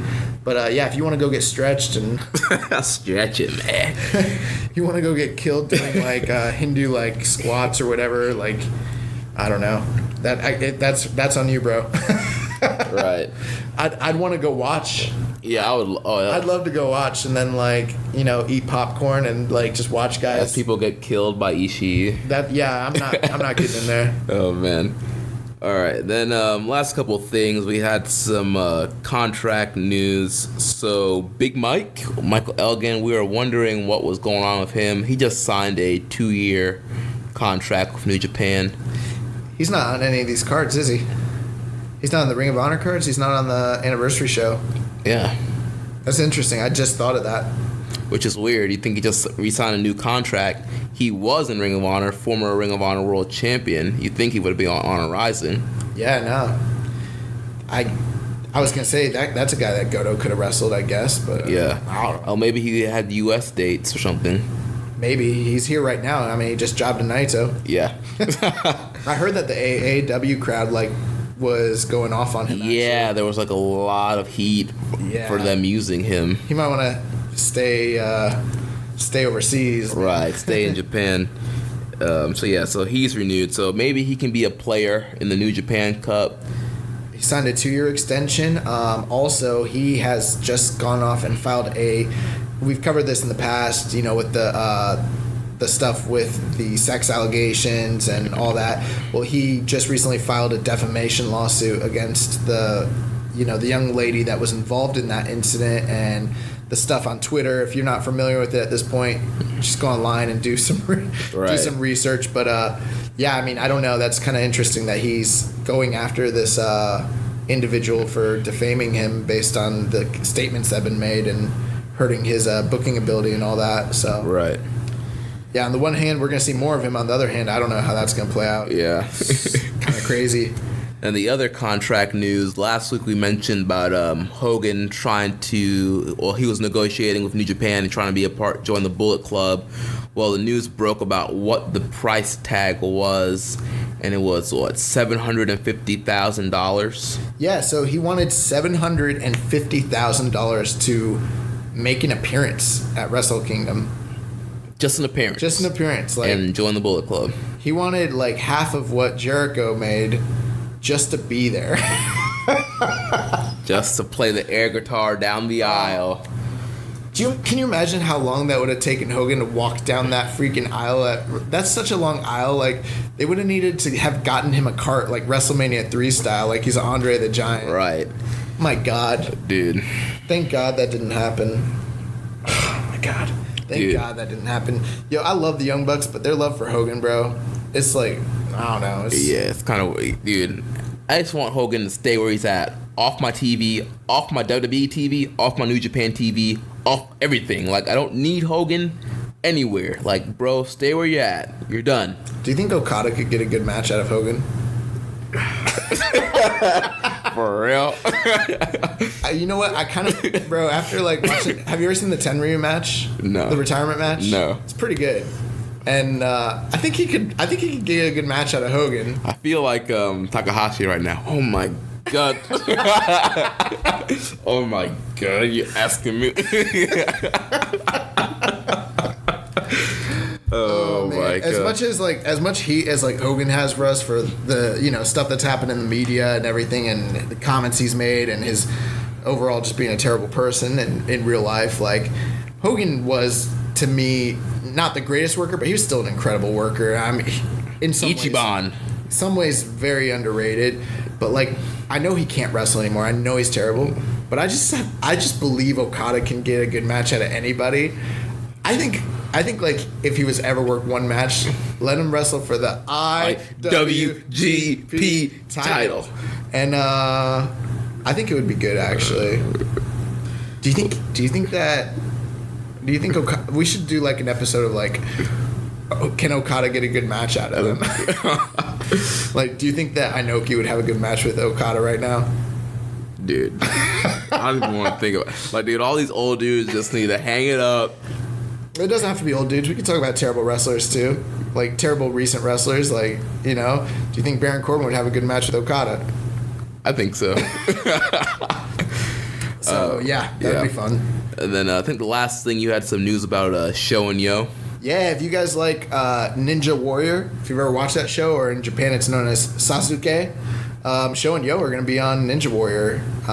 You know, I don't know too much about. I know that like they shoot it in Japan and then usually they'll sell it to, you know, the American broadcasters, and you know, we have American Ninja Warrior now, so it's kind of different, but right. They're going to be on there. So, I mean, that's kind of interesting. I hope that doesn't distract them too much from their IWGP championship obligations, because they've got plenty of challengers coming up on the horizon. Yeah, they do. They need to get Rocky Romero, the coach, to keep them focused. Also, Jushin Liger is going to be doing a tour here in the U.S. There was a list of different shows that he was doing leading up into the Long Beach show, but apparently that has been taken down. So we're going to have to get that list at a later date. But right, hopefully we can get that for you guys next week. We had actually kind of contemplated about that and said, we'd said that we hoped he was doing an actual prolonged tour in the U.S. and like SoCal area, and it seems like he's actually traveling across the country as well for several weeks. So he's got several different shows. They all look like they're all like Puroresu. They're not really like indie cards, like, you know, like US indie shows. They're more like a lot of lucha cards, like American lucha. So, you know, we'll get more information when it comes out. I don't know what happened. Like, we went to go look for that list. We probably should have saved it, but it got taken down. So yeah, but that's what's going on. Well, that's a lot. Yeah, another jam-packed episode. Every week, man. Every week, there's so much New Japan news. Like, I always think, oh, it's a slow week. And dude, this week I'm like, oh, for sure we're gonna be like an hour 15, an hour 30, and now we're 2 hours and 30 minutes in. That's like our average show length. But you guys are downloading, so we hope you guys are listening to the whole thing. But yeah, I mean, because our show's good, man. I listen to our show and I'm always like, I listen to a lot of other podcasts, and I'm not like just trying to put us over, but like I'm always like, you know what, as a fan, I enjoy our show. I don't listen to it because I'm a mark for myself or anything. I listen to it to see what we said. Cause I'm a mark for myself. It kind of becomes a blur, and it's hard to remember what we talk about. Yeah. So I'm like, what did we say? And plus I listen for like mistakes, for like when I say stupid stuff that's like not accurate, which happens sometimes, like, or like we forget to talk about beads. Right. Why didn't we talk about beads? Like, it's because Rich was here. Yeah. Freaking idiot. That bum. All right, guys. Thank you for listening. You know, you can find us on all your favorite podcast listening devices: Podbean, Apple Podcasts, Stitcher, Google Play. Go ahead and leave a rating and review on your favorite app. Help us get over. Check out our columns at socialsuplex.com. If you go to socialsuplex.com/subscribe, you can sign up and get all the columns and podcasts delivered directly to your email inbox. You can follow our show on Twitter at KI Strong Style. You can follow me at Jeremy L. Donovan. You can follow Social Suplex at Social Suplex. Make sure to check out all the other shows on the Social Suplex Podcast Network: One Nation Radio, One Nation Live, the SMC Wrestling Podcast, and the Ricky and Clive Wrestling Show.